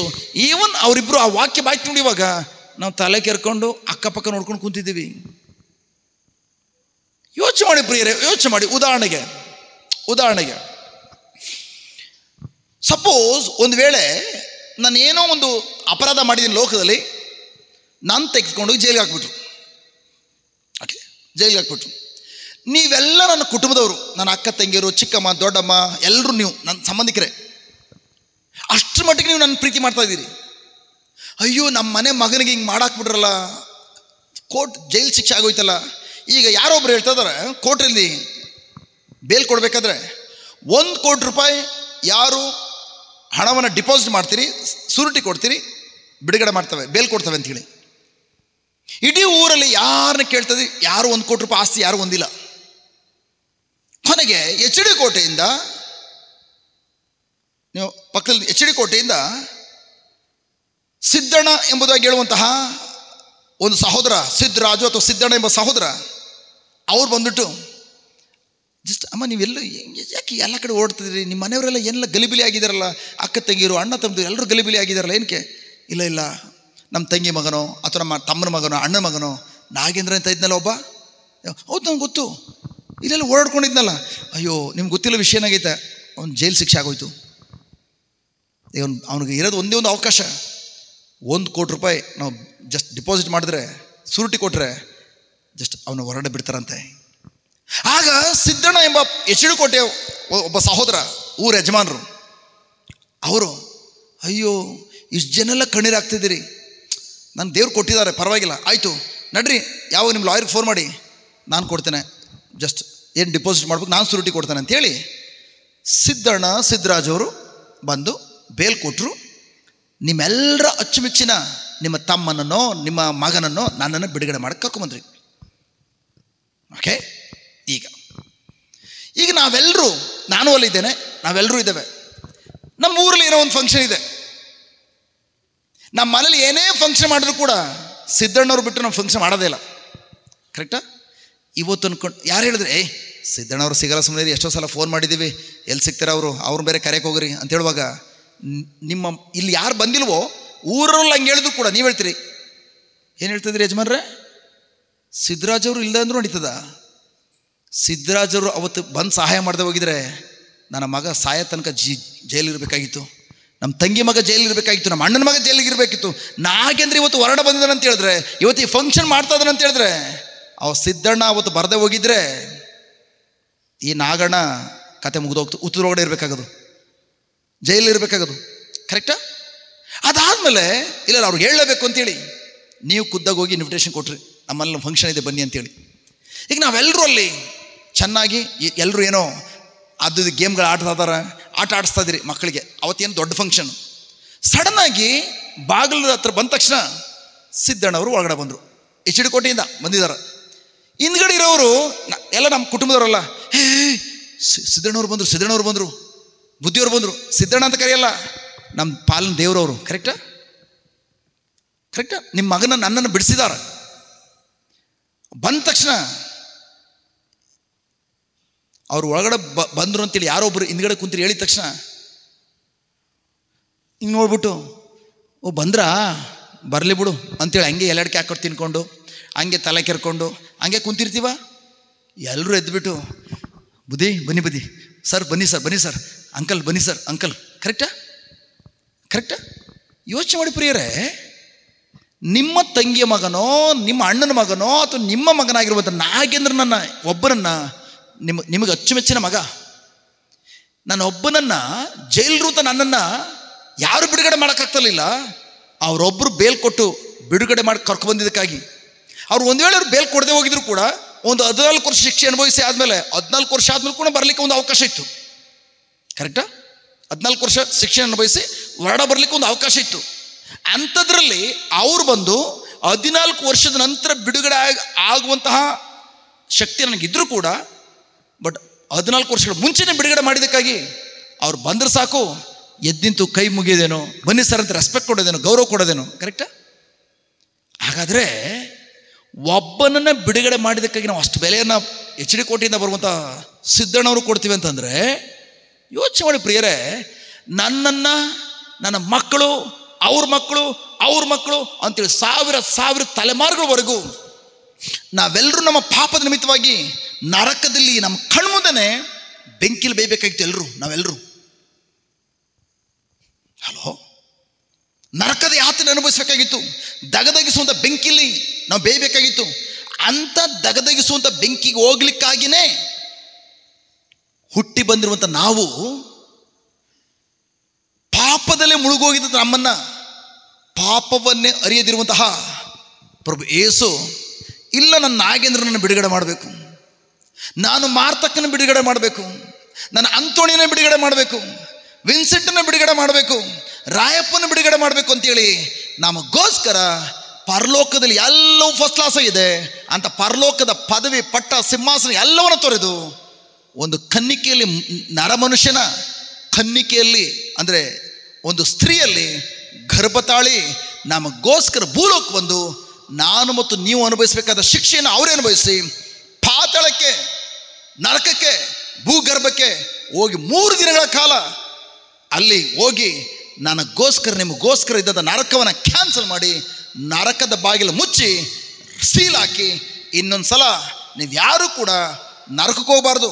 ನರಕಕ್ಕೆ ಹೋಗ್ಲಿಕ್ಕೆ ನಿಮ್ಗೆ ಏನು ಯೋಗ್ಯತೆ ಇತ್ತು ಆ ಯೋಗ್ಯತೆಯನ್ನು ಕ್ಯಾನ್ಸಲ್ ಮಾಡಿ ಈಗ ನಿಮ್ಮೆಲ್ಲರನ್ನ ಪರಲೋಕಕ್ಕೆ ಕೊಂಡೋಗ್ಲಿಕ್ಕಾಗಿ ನಾನು ನಿಮಗೋಸ್ಕರ ಶಿಲುಬೆ ಪ್ರಾಣತ್ಯಾಗ ಮಾಡಿ ಇನ್ನು ಮುಂದೆ ನೀವು ನರಕದ ಮಕ್ಕಳಲ್ಲ, ಪರಲೋಕ ತಂದೆಯ ಮಕ್ಕಳು ಎಂಬುದಾಗಿ ಅಂಥ ಸ್ಥಾನ ಕೊಟ್ಟಿರುವಂಥ ಪ್ರಭು ಯೇಸುವನ್ನು ಹೇಗೆ ಪ್ರಿಯರೇ ನೀವು ಕುಳಿತುಕೊಂಡು ಅವರಿಬ್ಬರು ಹಾಡು ಹೇಳ್ಕೊಳ್ಳಿ, ನಾನು ಮಾತ್ರ ಇಲ್ಲಿ ಕೂತ್ಕೊಂಡು ಆರಾಮಾಗಿರ್ತೀನಿ ಅಂತ ಹೆಂಗೆ ಹೇಳ್ತೀರಿ? ಹಲೋ,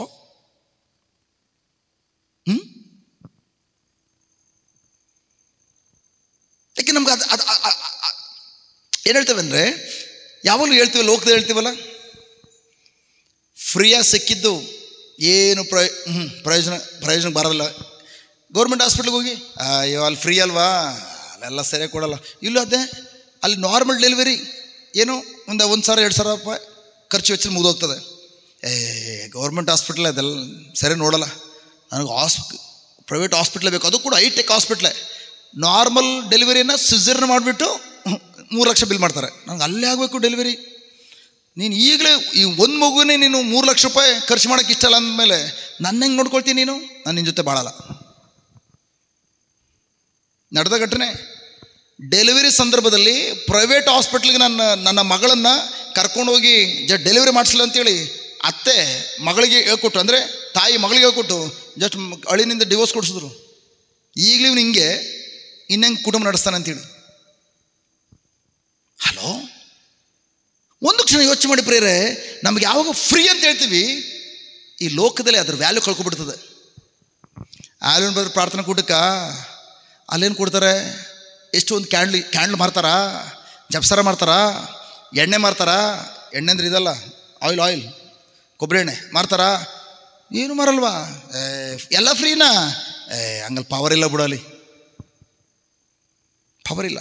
ಅಲ್ಲೋಗಿ ಮಂಗಳೂರಲ್ಲಿ ಒಂದು ಜಾಗ ಇದೆ, ಒಂದು ಕ್ಯಾಂಡ್ಲ್ ಕೊಡ್ತಾರೆ, 2 ಕ್ಯಾಂಡ್ಲ್ ಕೊಡ್ತಾರೆ. 2 ಕ್ಯಾಂಡ್ಲು, ಒಂದು ಕ್ಯಾಂಡ್ಲ್ ಬಂದು 500 ರೂಪಾಯಿ. 1,000 ಕೊಟ್ಬಿಟ್ಟು 2 ಕ್ಯಾಂಡ್ಲ್ ತಗೋಬೇಕು. ಅಭಿಷೇಕ ಹೊಂದಿರುತ್ತೆ ಕ್ಯಾಂಡ್ಲ್ ಅದು. ಅಲ್ಲಿ ಬೇಕಾದ್ರೆ ಹೋಗ್ತೀವಿ, ಖರ್ಚು ಮಾಡ್ತೀವಿ. ಹಲೋ, ಫ್ರೀ ಅಂದಾಗ ಈ ಲೋಕದಲ್ಲಿ ಕೆಳಮಟ್ಟದಲ್ಲಿ ನೋಡ್ತವೆ. ನನ್ನ ಪ್ರಿಯ ಸಹೋದರ ಸಹೋದರಿಯರೇ, ದೇವರು ನನಗೆ ಮತ್ತು ನಿಮಗೆ ರಕ್ಷಣೆಯನ್ನು ಉಚಿತವಾಗಿ ಕೊಟ್ಟಿದ್ದಾರೆ, ಫ್ರೀಯಾಗಿ ಕೊಟ್ಟಿದ್ದಾರೆ. ಅದ್ರ ಬೆಲೆ ನಮ್ಗೆ ಗೊತ್ತಿಲ್ಲ. ಬಟ್ ಅದು ನಮ್ಮ ತಂದೆ ದೇವರು ಅದಕ್ಕೆ ಬೇಕಾದ ಬೆಲೆಯನ್ನು ತೆತ್ತಿರುವಂಥದ್ದು. ಏನು ಬೆಲೆ ಕೊಟ್ಟರು? ತನಗಿದ್ದಂಥ ಒಬ್ಬನೇ ಒಬ್ಬ ಮಗನನ್ನು ತನ್ನ ಕಣ್ಣು ಮುಂದೆ ಚಿತ್ರಹಿಂಸೆ ಕೊಟ್ಟು ನಾನು ಮತ್ತು ನೀವು ಅನುಭವಿಸಬೇಕಾದ ಶಿಕ್ಷೆಯನ್ನು ತನ್ನ ಮಗನ ಮೇಲೆ ಹಾಕಿ ತನ್ನ ಮಗನನ್ನೇ ಮರಣದಂಡಕ್ಕೆ ಒಳಪಡಿಸಿದ್ರು. ಇಡೀ ಪರಲೋಕ ನೋಡ್ತಾ ಇದೆ. ಏನು ತಪ್ಪನ್ನು ಮಾಡದಿರುವಂತಹ ಯೇಸುವನ್ನು ಸೃಷ್ಟಿಕರ್ತರಾಗಿರೋ ಯೇಸುವನ್ನು ತಂದೆ ದೇವರು ಇಡೀ ಮಾನವಕ್ಕೂ ರಕ್ಷಣೆ ಮಾಡಲಿಕ್ಕಾಗಿ ಎಲ್ಲರ ಪಾಪಗಳನ್ನ ತನ್ನ ಮಗನ ಮೇಲೆ ಹಾಕಿಬಿಟ್ಟು, ಹಾಕೋದು ಪರವಾಗಿಲ್ಲ, ಆರ್ಚಿ ಚಿತ್ರಹಿಂಸೆ ಕೊಟ್ಟು ಬೆತ್ತಲೆಗೊಳಿಸಿ, ಆ ಬೆತ್ತಲೆತನ ನನಗೆ ಮತ್ತು ನಿಮಗಾಗಬೇಕಾಗಿತ್ತು. ಆ ನಗ್ನತೆ ನಮಗಾಗಬೇಕಾಗಿತ್ತು. ನಮ್ಮ ಪಾಪಗಳ ನಿಮಿತ್ತವಾಗಿ ನಾವೆಲ್ಲರೂ ದೇವರ ಮಹಿಮೆನ ಕಳ್ಕೊಂಡು ಬೆತ್ತಲಾಗಿದ್ವಿ. ಅದಕ್ಕೋಸ್ಕರ ಆದ ಮತ್ತು ಹವ್ವಳು ಮೊದಲಿಂದ ಯಾವ ಬಟ್ಟೆನೂ ಹಾಕಿರಲಿಲ್ಲ. ಬಟ್ ಯಾವ ಪಾಪವನ್ನು ಮಾಡಿದ್ರೋ, ಪಾಪವನ್ನು ಮಾಡಿದ ತಕ್ಷಣ ಅವರು ದೇವರ ಮಹಿಮೆ ಎಂಬ ಬಟ್ಟೆಯನ್ನು ಕಳ್ಕೊಂಡು ನಾವು ಬೆತ್ತಲಾಗಿದ್ದು ಎಂಬುದು ತಿಳಿದು ಅಂಜೂರದ ಎಲೆಗಳನ್ನು ಸುತ್ತಕೊಂಡು ಹೋಗಿ ಮರದ ಹಿಂದೆ ಒಂದು ಪೊದೆಯಿಂದ ಹೊತ್ಕೊಂಡಿದ್ದಾರೆ. ನಾವೆಲ್ಲರೂ ಕೂಡ ಬೆತ್ತಲೆ ಜೀವನ ನಡೆಸಲಿಕ್ಕಾಗಿ ಕರೆಯಲ್ಪಟ್ಟವರು ಆದಮನ ಪಾಪದ ನಿಮಿತ್ತವಾಗಿ. ಬಟ್ ಪ್ರಭು ಯೇಸು ನಮಗೋಸ್ಕರ ನಮ್ಮ ಬೆತ್ತಲೆಯನ್ನು ಅವರೇ ತೆಗೆದುಕೊಂಡು ಅವರ ಬೆತ್ತಲಾಗಿ ಅವರಲ್ಲಿದ್ದಂತಹ ದೇವರ ಮಹಿಮೆಯ ಬಟ್ಟೆಯನ್ನು ನಮಗೆ ಕೊಟ್ಟು ಇವತ್ತು ನಮ್ಮ ಅನುದಿನ ಜೀವಿತದಲ್ಲಿ ದೇವರ ಶಕ್ತಿಯನ್ನು, ದೇವರ ಮಹಿಮಾ ಶಕ್ತಿಯನ್ನು ಅನುಭವಿಸುತ್ತಾ ದೇವರ ಕುಟುಂಬದಲ್ಲಿ ಸಮಾಧಾನ ಜೀವಿಸ್ಲಿಕ್ಕಾಗಿ ಪ್ರಭು ಯೇಸು ನನಗೆ ಅಂತ ಯೋಗ್ಯತೆಯನ್ನು ಕೊಟ್ಟ ಮೇಲೆ ಅದು ಹೆಂಗೆ ಪ್ರಿಯರೇ, ಅವರಿಬ್ಬರು ಮಾತು ದೇವರನ್ನು ಕೊಂಡಾಡುವಾಗ ನನ್ನ ಕುಟುಂಬವನ್ನು ರಕ್ಷಣೆ ಮಾಡಿರುವಂತಹ ನರಕದಿಂದ ಬಿಡುಗಡೆ ಕೊಟ್ಟಿರುವಂಥ ಪ್ರಭು ಯೇಸುವನ್ನು ನಾವು ಆರಾಧನೆ ಮಾಡದೆ ಸುಮ್ಮನೆ ಕೂತ್ಕೊಳ್ಳೋಕೆ ಸಾಧ್ಯ?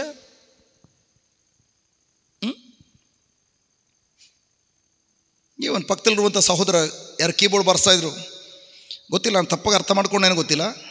ಬಟ್ ಆದರೆ ಅವ್ರು ಸನ್ನೆ ಮಾಡಿದ್ದು ಇದೇ ಇರಬೇಕು. ಪಕ್ಕದಲ್ಲಿ ವಿನ್ಸೆಂಟ್ ಬ್ರದರ್ ಆ ಹಾಡಿನ ಸಾಲುಗಳನ್ನು ರಿಪೀಟ್ ಮಾಡುವಾಗ ನಾನು ಕಿವಿಯಾರೆ ಕೇಳಿಸ್ಕೊಂಡಿದ್ದಾನೆ. ಒಳಗಡೆ ಬರ್ತಾದಂಗೆ ಮೈ ಗಾಡ್ ಜೀಸಸ್, ನಾಗೇಂದ್ರ ಗೌಡ 23 ವರ್ಷದಿಂದ ಕತೆ ಮುಗಿದೋಯ್ತು. ನಾನು ಹೆಂಡತಿ ಮಕ್ಕಳಿಲ್ದಾನೆ, ಯಾಕಂದರೆ ನಾನು 23 ವರ್ಷ ಹಿಂದೆ ಹೊಟ್ಟೆಲಿಂದ ಮಗುನ ಕೂಡ ಒದ್ದು ಕೊನೆಗೆ ಹೊಟ್ಟೆಲಿಂದ ಮಗುನ ಸಾಯಿಸ್ಬಿಟ್ಟು ಕೊಲೆಗಡುಕ. ಆ ಟೈಮಲ್ಲಿ ಕಿಡ್ನಿ ಲಿವರ್ಲ್ಲಿ ಹೋಗಿ ಅವತ್ತಿನ ಸತ್ತೋಗಿದ್ರೆ ನನ್ನ ಹೆಂಡತಿ ವಿಧವೆ ಆಗಿದ್ದು ಮಾತ್ರವಲ್ಲ, ಮಕ್ಕಳಿರಲಿಲ್ಲ ಅವಳಿಗೆ. ಹೊರಗಡೆ ಬಂದಾಗ ಅದೇ ನಾನು ನೆನೆಸ್ಕೊಂಡಿದ್ದು. ಇಂಥ ಒಳ್ಳೆ ನನಗೋಸ್ಕರ ಪಾಪವಿಲ್ಲದಿರುವಂಥ ನೀವು ನನಗೋಸ್ಕರ ದಂಡನ ತೀರ್ಪನ್ನು ಅನುಭವಿಸಿದೆ. ಇವ್ರು ಹೆಂಗೆ ಬಾಯಿ ಮುಚ್ಚಿ ಕೂತ್ಕೊಂಡಿದ್ದಾರೆ ಒಳಗಡೆ. ಅದಾದಮೇಲೆ ಇವ್ರು ಬಂದು ಹೇಳಿದ್ರು, ಏಯ್ ಬ್ರದರ್ ಬಂದರು, ಬ್ರದರ್ ಎಲ್ಲರೂ ರೆಡಿ ಮಾಡ್ತಿದ್ದಾರೆ, ನೀವು ಸ್ವಲ್ಪ ರೆಡಿ ಮಾಡಿ. ಅದಕ್ಕೆ ತಾನೇ ಸನ್ನೆ ಮಾಡಿ ನೀವು. ಕರೆಕ್ಟ್ ಆಗಿರ್ಬೋದು? ಕರೆಕ್ಟ್. ಆಗ ನಾನು ನೋಡಲಿ ಅಂತ ಕಾಯ್ತಾ ಇದ್ದಾನೆ. ವಿನ್ಸೆಂಟ್ ಬ್ರದರ್ ಹಿಂದೆ ತಿರುಗಿ ನೋಡಲಿ, ನನ್ನ ನೋಡಲಿ. ಯಾಕಂದರೆ ರಾಯಪುರದರು ಬ್ರದರ್ ಬಂದು ಹೋಗು ಹೋಗು ಹೋಗು ಅಂತ ಹಿಂಗೆ ತಳ್ತಾ ಇದ್ದಾರೆ. ನಾನು ವಿನ್ಸೆಂಟ್ ಬ್ರದರ್ ಏನಾದರೂ ಬರ್ತೀನಿ ಅಂತ ಹೇಳಿದ್ರು ಕೂಡ ಕಂಟಿನ್ಯೂ. ನಾನು ಈವನ್ ವಯಸ್ಸು ಸುತ್ತಾಯಿದ್ರು, ಅಲ್ಲಿ ಏನೋ ರೆಡಿ ಮಾಡ್ತಾಯಿದ್ರು ಕೂಡ ನಿಮ್ಮ ಬಾಯಿಂದ ಏನು ವಾಕ್ಯ ಬರ್ತಾ ಇದೆಯೋ ಅದ್ರ ಕಡೆ ಗಮನ ಇದೆ. ಹಲೋ ನನ್ನ ಪ್ರಿಯ ಸಹೋದರ ಸಹೋದರಿಯರೇ, ನಿಜವೂ ಅದರ ವ್ಯಾಲ್ಯೂ, ಅದರ ಮೌಲ್ಯ ನಿಮಗೆ ಗೊತ್ತಿದ್ರೆ ಖಂಡಿತನೇ ಹೇಳ್ತದನಲ್ಲ, ನೀವು ನಿಮ್ಮ ಪ್ರೀತಿ ಪಾತ್ರ ಯಾರು ಇನ್ನು ದೇವರ ಆಲಯಕ್ಕೆ ಬಂದು ದೇವರ ವಾಕ್ಯನ ಆಲಿಸ್ತಲ್ವೋ, ದೇವರ ವಾಕ್ಯ ಹಾಲನ್ನು ಕುಡಿತಲ್ವೋ ಅಂಥವ್ರಿಗೋಸ್ಕರ ಜಮೀನು ಕೆಲಸ ಆಮೇಲೆ, ದನ ಕರುಗಳ ಕೆಲಸ ಆಮೇಲೆ ಫಸ್ಟ್ ನನ್ನ ಕುಟುಂಬ ದೇವರ ಆಲಯಕ್ಕೆ ಬಂದು ನನ್ನ ದೇವರ ನರಕದಿಂದ ನನ್ನ ಬಿಡುಗಡೆ ಕೊಟ್ಟಂತಹ, ನರಕದಿಂದ ನನ್ನ ಮಕ್ಕಳಿಗೆ ಬಿಡುಗಡೆ ಕೊಟ್ಟಂತಹ ನಮ್ಮ ದೇವರನ್ನು ಆರಾಧನೆ ಮಾಡಬೇಕು. ನಿಮ್ಮ ವಿಚಾರಣೆ ತೆಗೆದುಕೊಳ್ಳಿ. ಮುಂದೆ ಕುಳಿತಿರೋ ಸಹೋದರಿ, ಮೊದಲು ಗಂಡ ಮತ್ತು ಮಗಳು ಪ್ರಾರ್ಥನೆಗಳು ಬರಲಿಲ್ಲ. ಫಸ್ಟ್ ಅವ್ರಿಗೆ ಸಮಸ್ಯೆ ಬಂತು. ನಿನಗೆ ಸಮಸ್ಯೆ ಇರೋದು ಹೋಗಮ್ಮಿ, ನೀನು ಅವರೊಬ್ಬರೇ ಬಂದರು. ಅದಾದಮೇಲೆ ಅವ್ರ ಸಮಸ್ಯೆ ಚರ್ಚೆ ಬಂದಾಗ ಮಾತ್ರ ಸಮಸ್ಯೆ ಪರಿಹಾರ ಆಗ್ತದೆ. ಮತ್ತೆ ಮನೆ ಬಂದರೆ ಸಾಕು ಅದೇ ಸಮಸ್ಯೆ. ಅದು ನೋಡಿ ಇವರು ದೇವ್ರ ಹತ್ರ ಬರಬೇಕು ಅಂದರೂ ಕೂಡ ನೀನು ಹೋಗ್ತಾ ಇದ್ದಿಲ್ಲ, ಏನು ಚೇಂಜ್ ಆಯಿತು ನಿನ್ನಲ್ಲಿ? Praise God. ನನ್ನ ಪ್ರಿಯ ಸಹೋದರ ಸಹೋದರಿಯರೇ, ಇವತ್ತು ಮನೆಗೆ ಬೀಗ ಹಾಕ್ಕೊಂಡು ಅವ್ರಿಗೂ ದನಕರುಗಳಿವೆ, ದನಕರುಗಳೆಲ್ಲ ಬಿಟ್ಬಿಟ್ಟು ಇವತ್ತು ಅದರ ಅರ್ಥ ಅವ್ರು 3 ಜನ ಕೂಡ ಗಂಡ ಹೆಂಡತಿ ಮಕ್ಕಳೆಲ್ಲ ಸಂಪೂರ್ಣ ಚೇಂಜ್ ಆಗಿಬಿಟ್ಟಿದ್ದಾರಾ? ಸಂಪೂರ್ಣ ಚೇಂಜ್ ಆಗದಿಲ್ದಿರ್ಬೋದು.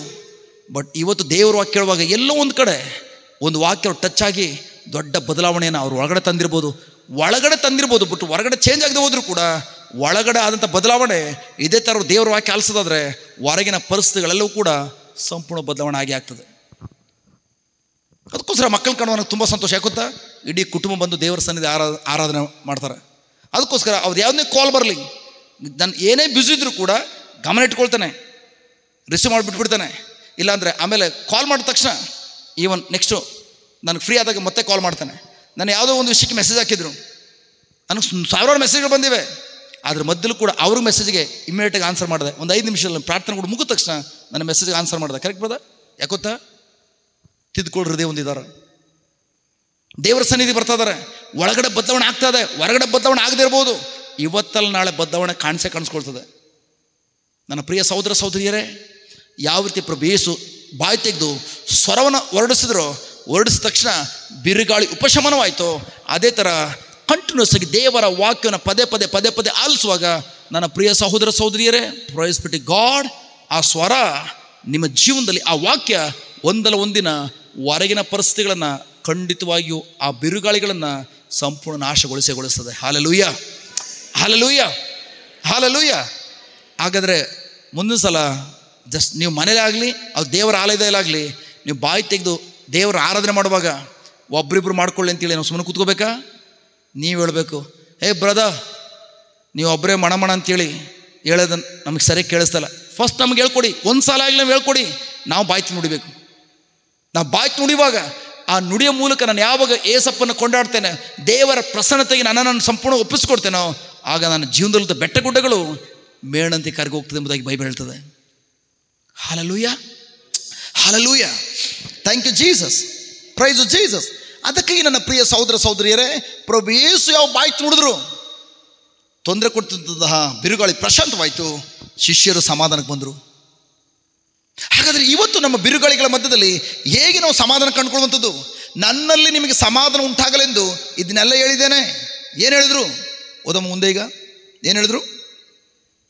ನಿಮಗೆ ನನ್ನಲ್ಲಿ ಶಾಂತಿ ಸಮಾಧಾನ ಲಭಿಸಲೆಂದು ಇದನ್ನೆಲ್ಲ ನಿಮಗೆ ಹೇಳಿದ್ದೇನೆ. ಯಾರು ಹೇಳ್ತಾರೆ ಇದನ್ನ? ಪ್ರಭು ಯೇಸು ಹೇಳ್ತಾ ಇದ್ದಾರೆ. ನನ್ನ ಪ್ರಿಯ ಸಹೋದರ ಸಹೋದರಿಯರೇ, ಇಷ್ಟು ಮಂದಿ ಈ ವಾಕ್ಯ ಪಕ್ಕದ ನಿರ್ಧಾರ ತೆಗೆದುಕೊಳ್ಳೋದಾದ್ರೆ ಇಡೀ ನಿಮ್ಮ ಊರಿಗೆ ಸಮಾಧಾನ ಕೊಡ್ಬೋದು. ನಿಮ್ಮ ಕುಟುಂಬಕ್ಕೆ ಮೊದಲು ಸಮಾಧಾನ, ಇಡೀ ನಿಮ್ಮ ಊರಿಗೆ ಸಮಾಧಾನ ಸಿಗ್ತದೆ. ಪ್ರಭು ಯೇಸು ಹೇಳ್ತಾರೆ, ಸಮಾಧಾನದ ಪ್ರಭು, ಕಿಂಗ್ ಆಫ್ ಶಾಲಮ್, ಅಂದರೆ ಶಾಂತಿಯ ಅರಸ ಹೇಳ್ತಿರುವಂಥದ್ದು, ನಿಮಗೆ ನನ್ನಲ್ಲಿ ಮಾತ್ರ ಸಮಾಧಾನ ಉಂಟಾಗಲೆಂದು ಇದನ್ನೆಲ್ಲ ಹೇಳ್ತಾ ಇದ್ದಾನೆ.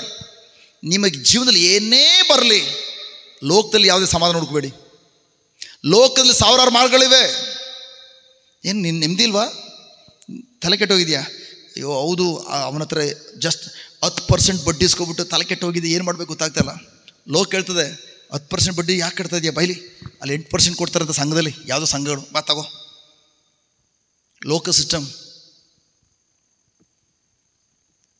ಪ್ರಿಯರೇ, ನಾನು ಉದ್ದಲ್ಲಿ ಇಷ್ಟೇ ಕೊಡಬೇಳೆ, ಇಲ್ಲಿ 10% ಕಟ್ಟಬೇಕು ಅಂತೇಳಿ ಕೊನೆಗೆ ಯಾರೋ ಲೋಕದವ್ರು ಹೇಳಿದ್ರು, ಜಸ್ಟ್ ಬಾ ಅಲ್ಲಿ 8% ಕೊಡ್ತಾರೆ, ಯಾಕೆ ಅಲ್ಲಿ 5% ಕೊಡ್ತಾರೆ. ಯಾರೆಲ್ಲ ಬರೀ ಲೋಕ ಸಿಸ್ಟಮಲ್ಲಿ ತಮ್ಮ ಸಾಲದಿಂದ ಹೊರಬರಲಿಕ್ಕೆ ಪ್ರಯತ್ನ ಪಟ್ಟರು ದೊಡ್ಡ ಸಾಲಗಾರರಾಗಿ ಇವತ್ತು ಸಂಪೂರ್ಣವಾಗಿ ದೇವರಿಗೆ ದೂರ ಹೋಗಿರೋದು ನಾನು ಎಷ್ಟೋ ಜನ ನೋಡಿದ್ದೇನೆ. ಲೋಕದ ಮಕ್ಕಳಿಗೆ ಅದು ನನಗೆ ಹೌದು, ನಾನು ಸಾಲ ಮಾಡಿದ್ದೇನೆ, 10% ಸಾಲ ಮಾಡಿದ್ದೇನೆ. ಮೈ ಗಾಡ್, ಜೀಸಸ್, ಈ ಪರಿಸ್ಥಿತಿಯ ಮಧ್ಯದಲ್ಲಿ ನನಗೆ ನೆಮ್ಮದಿ ಇಲ್ಲ, ಅವ್ರು ಬಂದು ನನ್ನ ತೊಂದರೆ ಕೊಡ್ತಾ ಇದ್ದಾರೆ, ನನಗೆ ಅದು ತೀರಿಸ್ಲಿಕ್ಕೂ ಮಾರ್ಗ ಇಲ್ಲ. ನಾನು ನಿಮ್ಮ ಮಗ, ನಿಮ್ಮ ಬಳಿಲಿ ಮಾತ್ರ ಅಂಗಲಾಚಿಸಿದಾನೆ. ಅಂಗಲಾಚಿಗೆ ಏನು ಕೊಡ್ತಾರೆ ಅವರು? ಹೇಗೆ ಅಂಥ ಸಾಲದ ಹೊರೆಯ ಮಧ್ಯದಲ್ಲಿ ಸಮಾಧಾನ ಹೇಗೆ ಸಿಗ್ತದೆ ನಿಮಗೆ? ಸಮಾಧಾನ ಹೋಗಿ 5% ಬಡ್ಡಿ ತಗೊಳ್ಳೋದಲ್ಲ. ಯಾಕಂದ್ರೆ ಕೇಳಿಸ್ಕೊಳ್ಬೇಕಾದ್ರೆ ನೀವು ಎಲ್ಲೋಗಿ 5% ಬಡ್ಡಿ ತೆಗಿತಾ ಇದ್ದೀರಿ, ಅದು ಯಾವ ರೀತಿ ಆಗ್ತದೆ ಗೊತ್ತಾ? ಇದೇ ಜಾಗದಲ್ಲಿ ಸಪೋಸ್ ಒಂದು 5 ಅಡಿ ಹಳ್ಳ ತೆಗೀರಿ, ಒಂದಡಿ ಹಳ್ಳ ತೆಗೆದು ಒಂದು ಸಣ್ಣ ಮಣ್ಣಿನ ಕಣನ ಕೂಡ ವೇಸ್ಟ್ ಮಾಡಬೇಡಿ. ಪಕ್ಕದಲ್ಲೇ ಇಲ್ಲೇ ತೆಗೆದು ಎಲ್ಲ ಗುಡ್ಡೆ ಹಾಕಿ, ಮತ್ತೆ ಅದಾದಮೇಲೆ 5 ಅಡಿ ಆಳ ತೆಗೆದ್ಮೇಲೆ ಅದೇ ಮಣ್ಣನ್ನು ತುಂಬಿಸಿ. ಸಂಪೂರ್ಣ ತುಂಬಿಸ್ಬಿಡ್ತೀರಾ? ಹೊರಗಡೆ ಹೋಗಿ ಇನ್ನೊಂದು ಅರ್ಧ ಬಾಂಡ್ಲಿ ಮಣ್ಣಾರು ತಂದು ಸೇರಿಸ್ಬೇಕು, ಇಲ್ಲಾಂದ್ರೆ ಗುಂಡಿ ಮುಚ್ಚಲ್ಲ. ಅದೇ ಥರ ಇಲ್ಲಿ ಸಾಲ ತೀರಿಸ್ಲಿಕ್ಕಾಗಿ ಇನ್ನೊಂದು ಕಡೆ ಹೋಗಿ ನೀವು ಸಾಲ ಮಾಡ್ತೀರಿ, ಅಲ್ಲಿ ಗುಂಡಿ ತೋಡಿದ್ರಿ, ಆ ಗುಂಡಿ ಮುಚ್ಚಕ್ಕಾಗಲ್ಲ, ಇನ್ನೊಂದು ಕಡೆ ನೀವು ತಗೊಂಡು ಮುಚ್ಚಬೇಕಾಗ್ತದೆ. ಹಿಂಗೆ ಆಗಿ ಜೀವನ ಹಾಳು ಮಾಡ್ಕೊಳ್ತವೆ. ಹಾಗಾದರೆ ಯೇಸು ಮಾಡ್ತಿದ್ದಾರೆ, ಅಂಥ ಸಾಲದವರೆಯ ಮಧ್ಯದಲ್ಲಿ ನನ್ನಲ್ಲಿ ನಿಮಗೆ ಸಮಾಧಾನ ಲಭಿಸಲೆಂದು ಇದನ್ನೆಲ್ಲ ಹೇಳ್ತಾ ಇದ್ದಾನೆ. ಹಾಗಾದರೆ ಪ್ರಭು ಯೇಸುವಿನಲ್ಲಿ ಹೇಗೆ ಆ ಸಮಾಧಾನ ಪಡ್ಕೊಳ್ಳುವಂಥದ್ದು, ಹೇಗೆ ಆ ಶಾಂತ ಸಮಾಧಾನ ಕಂಡುಕೊಳ್ಳುವಂಥದ್ದು? ಹೌದು, ಸಾಲಗಾರರು ಫೋನ್ ಮಾಡ್ತಾ ಇದ್ದಾರೆ, 10% ಬಡ್ಡಿ ಕೊಡಬೇಕು, ಕೊಟ್ಟಿಲ್ಲ, ಕೇಸ್ ಹಾಕ್ತೀನಿ, ಚೆಕ್ ಬೌನ್ಸ್ ಆಗಿದೆ, ನಿನ್ನ ಕೋರ್ಟ್ಗೆ ಅಳಿಸ್ತೀನಿ. ಹೌದು, ಅಶಾಂತಿ ಅಸಮಾಧಾನದ ಪರಿಸ್ಥಿತಿ ಯಾಕಾದ್ರೂ ಮಾಡಿಬಿಟ್ಟು ನಾವು ಜಸ್ಟ್ ಈ ವ್ಯಕ್ತಿ ಕಾಟ್ಲೆ ತಡ್ಕೊಳಕ್ಕಾಗಲ್ಲ, ಇರೋದು ಒಂದೇ ಮಾರ್ಗ, ನಾನು ಏನಾದರೂ ರೋಗರು ಬಿಡಬೇಕು, ಆತ್ಮಹತ್ಯೆ ಮಾಡ್ಕೊಳ್ಬೇಕು. ಅಂಥ ಸಂದರ್ಭದಲ್ಲಿ ಸೈತನ ಒಂದು ಐಡಿಯಾ ಕೊಡ್ತಾನೆ. ಯಾಕೆ ರೋಗರು ಕುಡಿತಾ ಇದೆಯಾ? ರೋಗರು ಕುಡಿದ್ರೆ ಒಂದೇ ಸಲ ಗೊಟಕಂದ್ಬಿಡ್ತೀಯಾ? ನಾನಿನ್ನು ಒಂದೇ ಸಲ ಗೊಟಕನ್ಸೋದಿಲ್ಲ, ಜೀವನ ಪೂರ್ತಿ ನಳಿಸಿ ಸಾಯಿಸ್ಬೇಕು. ಅದಕ್ಕೆ ಅವ್ರು ಏನು ಮಾಡ್ತಾನೆ, ಆ ಸಂದರ್ಭದಲ್ಲೇ ಯಾರೋ ಝೇವಿಯರ್ ಬಂದರು. ಯಾಕೆ ಸಿಸ್ಟರ್ ಈ ಥರ ಸಪ್ಪಗಿದ್ದೀರಿ? ಅಯ್ಯೋ ಕತೆ ಮುಗಿಸ್ಬೇಕು ಅಂದ್ಕೊಂಡಿದ್ದೇನೆ, ನನ್ನ ಕತೆ ಮುಗಿದೋಯ್ತು. ಅಯ್ಯೋ ಬನ್ನಿಲಿ, ಆ ಸಂಘದಲ್ಲಿ 5% ಕೊಡ್ತಾರಂತೆ. ನಮ್ಮ ಮನೆಯವರು ಕೂಡ ಅಲ್ಲಿ ಸಂಘಕ್ಕೆ ಸೇರ್ಕೊಂಡಿದ್ದಾರೆ, ನೀವು ಕೂಡ ಅಲ್ಲಿ 5% ಬಡ್ಡಿ ಕೊಡ್ತಾರಂತೆ, ಸೇರ್ಕೊಳ್ಳಿ. ಆಗ ರೋಗರು ಕುಡಿದು ಒಂದೇ ಸಲ ಸತ್ತೋಗ್ತಾ ಇದ್ರಿ. ಬಟ್ ಯಾವ ಹಳ್ಳ ತೋಡಿದ್ರಿ, ಆ ಹಳ್ಳ ಮುಚ್ಚಕ್ಕೆ ಇನ್ನೊಂದು ಕಡೆ ಹಳ್ಳ ತೆಗಿಬೇಕು. ಜೀವನ ಪೂರ್ತಿ ನೀವು ಸಾಯ್ಲಿಕ್ಕೂ ಬಿಡೋದಿಲ್ಲ, ಬದುಕು ಬಿಡೋದಿಲ್ಲ. ಚಿತ್ರಹಿಂಸೆ ಕೊಟ್ಟು ಕೊಟ್ಟು ಕೊಟ್ಟು ನೆಮ್ಮದಿ ಇಲ್ಲ, ಕುಟುಂಬ ಇರ್ಲಿಕ್ಕಾಗಲ್ಲ, ಯಾವ ಟೈಮ್ ಫೋನ್ ಕಾಲ್ ಬರ್ತದೆ ಗೊತ್ತಿಲ್ಲ. ಈ ಸಂಘದವರು ಆ ಸಂಘದವರು ಎಲ್ಲ ಫೋನ್ ಮಾಡಿ ಮಾಡಿ ಮಾಡಿ ಮನೇಲಿ ಹುಚ್ಚರ ಥರ ವರ್ತಿಸ್ತೀರಿ. ಬರೋದು ಇದೆಲ್ಲ ನಿಮ್ಗೆ ಹೆಂಗೆ ಗೊತ್ತು? ನಾನು ಕೂಡ ಹಿಂದೊಮ್ಮೆ ಅದೇ ಥರ ಇದ್ದವನು. ಹಾಗಾದರೆ ಜಸ್ಟ್ ದೇವರ ಮಕ್ಕಳಿಗೆ ಅದಕ್ಕಾಗಿ ಪ್ರಭು ಯೇಸು ಹೇಳ್ತಿರುವಂಥದ್ದು, ನಿಮ್ಮ ಸಾಲದ ಮಧ್ಯದಲ್ಲಿ, ನೀವು ಕೋಟ್ಯಾಂತರ ರೂಪಾಯಿ ಸಾಲ ಮಾಡಿರ್ಬೋದು, ಆ ಸಾಲದ ಮಧ್ಯದಲ್ಲಿ ಜಸ್ಟ್ ಸೈತನ ಮನಸ್ಸಲ್ಲಿ ಕೆಟ್ಟ ಆಲೋಚನೆ ಕೊಡುವಾಗ, ಅದು ಬೇರೆ ವ್ಯಕ್ತಿಗಳು ಬಂದು ಬಾಯಿಲಿ ಲೋಕದಲ್ಲಿ ಕಡಿಮೆ % ಬಡ್ಡಿ ಸಿಗ್ತದೆ ನಿಮ್ಗೆ ಈಸ್ಕೊಡ್ತೀನಿ ಅಂತ ಹೇಳುವಾಗ, ಲೋಕದ ಸಿಸ್ಟಮಿಂದ ಹೋಗಿ ಸಮಾಧಾನ ಕಂಡುಕೊಳ್ಳೋಕೆ ಹೋಗಬೇಡಿ. ನನ್ನಲ್ಲಿ ಮಾತ್ರ ನಿಮ್ಗೆ ಸಮಾಧಾನ, ನನ್ನಲ್ಲಿ ಮಾತ್ರ ನಿಮ್ಗೆ ಸಮಾಧಾನ. ಹೇಗೆ ನನ್ನಲ್ಲಿ ಸಮಾಧಾನ ನಿಮ್ಗೆ ಸಿಗ್ತದೆ? ಓದಮ್ಮ, ಕಂಟಿನ್ಯೂ ಮಾಡಮ್ಮ ಈಗ ವಾಕ್ಯನ. ಲೋಕದಲ್ಲಿ ನಿಮಗೆ ಕಷ್ಟ ಸಂಕಟಗಳು ತಪ್ಪಿದಲ್ಲ, ಲೋಕದಲ್ಲಿ ನಿಮಗೆ ಕಷ್ಟ ಸಂಕಟಗಳು ತಪ್ಪಿದಲ್ಲ, ಆದರೆ ಆದರೆ ಆದರೆ ಆದರೆ ಧೈರ್ಯವಾಗಿರಿ. ನಾನು ಲೋಕವನ್ನು ಜಯಿಸಿದ್ದೇನೆ. ಪ್ರಭು ಯೇಸು ಹೇಳ್ತಾ ಇದ್ದಾರೆ, ನೀವೇನು ಆ ಸಾಲದ ಹೊರೆಯ ಮಧ್ಯದಲ್ಲಿ ಒದ್ದಾಡ್ತಾ ಇದ್ದೀರಿ, ಆ ಸಾಲದ ಹೊರೆಯ ಮಧ್ಯದಲ್ಲಿ ಅನೇಕ ಕೆಟ್ಟ ಆಲೋಚನೆ ಬಂದು ನನ್ನ ಕಥೆಯನ್ನು ಮುಗಿಸ್ಕೋಬೇಕು ಅಂತ ಹೇಳ್ತಾ ಇದ್ದೀರಿ. ಅದರ ಮಧ್ಯದಲ್ಲಿ ಅವರು ನಿಮ್ಮ ಸ್ನೇಹಿತರು, ನಿಮ್ಮ ಫ್ರೆಂಡ್ಸ್ಗಳೆಲ್ಲ ಬಂದು ಜಸ್ಟ್ ಬನ್ನಿ ಸಿಸ್ಟರ್, ಬನ್ನಿ ಬ್ರದರ್ ಅಂತೇಳಿ ಲೋಕದಲ್ಲಿ ಇನ್ನೊಂದು ಕಡೆ ಹೋಗಿ ನಿಮ್ಮ ಸಾಲಕ್ಕೆ ಕರ್ಕೊಂಡು ಹೋಗ್ತಾ ಇದ್ದಾರಲ್ಲ, ಕಡಿಮೆ % ಬಡ್ಡಿ ಎಂಬುದಾಗಿ. ಈ ಲೋಕದ ಹಿಂದೆ ಹೋಗಬೇಡಿ, ಲೋಕದಿಂದ ಹೋಗಬೇಡಿ. ನನ್ನಲ್ಲಿ ನಿಮಗೆ ಸಮಾಧಾನ ಲಭಿಸಲೆಂದು ಇದೆಲ್ಲ ಹೇಳಿದ್ದೇನೆ. ನಾನು ಏನು ಹೇಳ್ತಿದ್ದೇನೆ ಅಂತಂದರೆ, ನಿಮಗೆ ಈ ಲೋಕದಲ್ಲಿ ಇಂತಹ ಹಣಕಾಸಿನ ಕೊರತೆ ಬರ್ತದೆ, ಬಡತನದ ಪರಿಸ್ಥಿತಿ ಬರ್ತದೆ ಎಂಬುದಾಗಿ ನಾನು ಈಗಾಗಲೇ ನಿಮಗೋಸ್ಕರ ಲೋಕದಿಂದ ಬರುವಂತಹ ಬಡತನವನ್ನು ನಾನು ನಿಮಗೋಸ್ಕರ ಈಗಾಗಲೇ ಜಯಿಸಿದ್ದೇನೆ. ಆ ಸಾಲವನ್ನು ನಿಮಗೋಸ್ಕರ ಈಗಾಗಲೇ ಜಯಿಸಿದ್ದೇನೆ. ನಾನು ಲೋಕವನ್ನು ಜಯಿಸಬೇಕಾಗಿಲ್ಲ.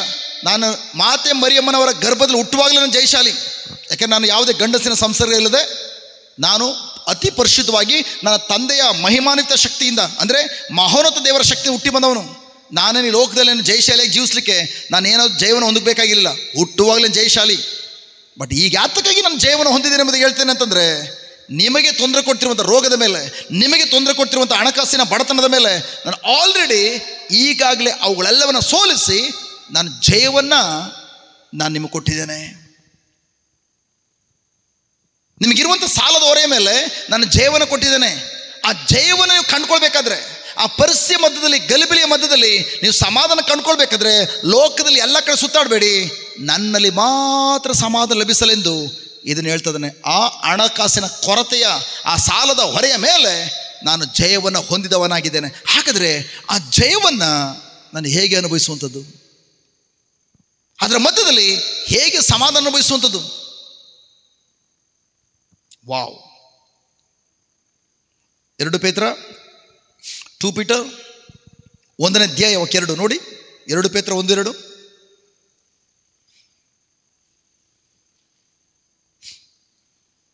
ಪೇತ್ರ 1:2. ಇದು ಬರೀ ಹಣಕಾಸಿನ ವಿಷಯದಲ್ಲ. ನಿಮ್ಮ ಮನೆಯಲ್ಲಿ ಏನೇ ಅಶಾಂತಿ ಅಸಮಾಧಾನ ಬಂದಾಗ, ರೋಗದ ಪರಿಸ್ಥಿತಿ ಬಂದಾಗ, ಅಥವಾ ನಿಮ್ಮ ಕುಟುಂಬದಲ್ಲಿ ಜಗಳ ಬಂದಾಗ, ಅಥವಾ ನಿಮ್ಮ ಮಕ್ಕಳು ಓದದಿದ್ದಾಗ, ಯಾವುದೆಲ್ಲ ಪರಿಸ್ಥಿತಿಗಳು ಬಂದು ನಿಮಗೆ ಸಮಾಧಾನ ಇಲ್ಲದಂತೆ ಮಾಡಿದೆಯೋ ಆ ಸಮಾಧಾನವನ್ನು ಹೇಗೆ ನೀವು ಪಡ್ಕೊಳ್ಬೋದು? ಕ್ರಿಸ್ತನಲ್ಲಿ ಮಾತ್ರ ಪಡ್ಕೊಳ್ಳೋಕೆ ಸಾಧ್ಯ. ಓದಮ್ಮ 2ನೇ ವಾಕ್ಯ. ದೇವರ ಮತ್ತು ಪ್ರಭು ಯೇಸು ಕ್ರಿಸ್ತರ ಬಗ್ಗೆ ನೀವು ಪಡೆಯುತ್ತಿರುವ ಜ್ಞಾನಾರ್ಜನೆಯು ನಿಮಗೆ ಕೃಪಾ ಆಶೀರ್ವಾದವನ್ನು ಶಾಂತಿ ಸಮಾಧಾನವನ್ನು ಅಧಿಕವಾಗಿ ತರಲಿ. ನಿಮ್ಮ ಕುಟುಂಬದಲ್ಲಿ ದೇವರ ಕೃಪಾಶೀರ್ವಾದವನ್ನು ಮತ್ತು ಶಾಂತಿ ಸಮಾಧಾನವನ್ನು ಹೆಚ್ಚೆಚ್ಚಾಗಿ ತರಲಿ. ಹಾಗಾದರೆ ನಿಮ್ಮ ಕುಟುಂಬದಲ್ಲಿ ಶಾಂತಿ ಸಮಾಧಾನವನ್ನು ಹೆಚ್ಚೆಚ್ಚಾಗಿ ಯಾವುದು ತರುವಂಥದ್ದು? ಶಾಂತಿ ಸಮಾಧಾನವನ್ನು. ಈಗ ಈ ರೋಗದ ಮಧ್ಯದಲ್ಲಿ ನಿಮ್ಮ ಶಾಂತಿ ಸಮಾಧಾನ ಹಾಳಾಗ್ಬಿಟ್ಟಿದೆ. ಈ ಸಾಲದೊರೆಯ ಮಧ್ಯದಲ್ಲಿ ಶಾಂತಿ ಸಮಾಧಾನ ಹಾಳಾಗ್ಬಿಟ್ಟಿದೆ. ಹಾಗಾದರೆ ಅದರ ಮಧ್ಯದಲ್ಲಿ ಹೇಗೆ ಶಾಂತಿ ಸಮಾಧಾನ ಪಡ್ಕೊಳ್ತೀರಿ? ಹೇಗೆ? ಈಗ ತನ್ನ ವಾಕ್ಯ ಓದಿದ್ರು. ಹೇಗೆ? ದೇವರ ಬಗ್ಗೆ ಮತ್ತು ಯೇಸು ಕ್ರಿಸ್ತರ ಬಗ್ಗೆ ಜ್ಞಾನಾರ್ಜನೆಯನ್ನು ಪಡ್ಕೊಳ್ಳೋದ್ರಿಂದ. ಹೇಗೆ ಪ್ರಿಯರೇ ಯೇಸು ಕ್ರಿಸ್ತರ ಬಗ್ಗೆ ಮತ್ತು ದೇವರ ಬಗ್ಗೆ ಹೇಗೆ ಜ್ಞಾನ ಪಡ್ಕೊಳ್ತೀರಿ?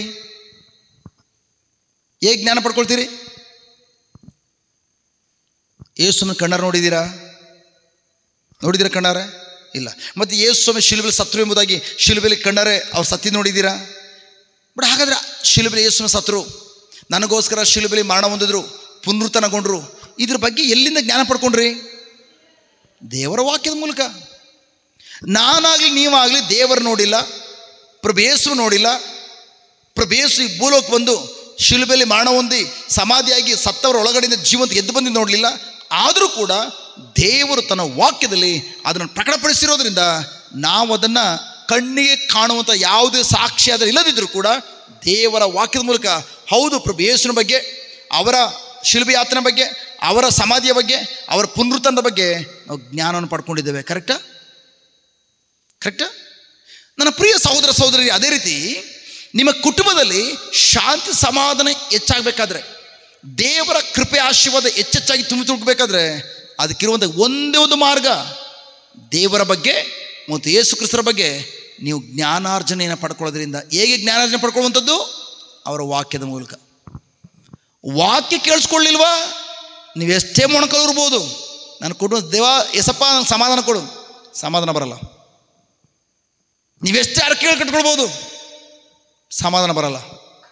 ಇಲ್ಲಿ ವಾಕ್ಯ ಹೇಳ್ತದೆ ದೇವರ ಬಗ್ಗೆ ಮತ್ತು ಯೇಸು ಕ್ರಿಸ್ತರ ಬಗ್ಗೆ. ಅದರ ಅರ್ಥ ನಿನಗೆ ಆ ಸಾಲದ ಹೊರೆಯ ಮಧ್ಯದಲ್ಲಿ ಆ ಸಾಲವನ್ನು, ಆ ಬಡತನವನ್ನು ತೀರಿಸಲಿಕ್ಕಾಗಿ ಪ್ರಭು ಯೇಸು ಈ ಲೋಕಕ್ಕೆ ಬಂದು ಏನು ಕರೆ ಮಾಡಿದಾರೋ ಅದನ್ನು ದೇವರ ವಾಕ್ಯದ ಲಿಖಿತಗೊಳಿಸಲಾಗಿದೆ.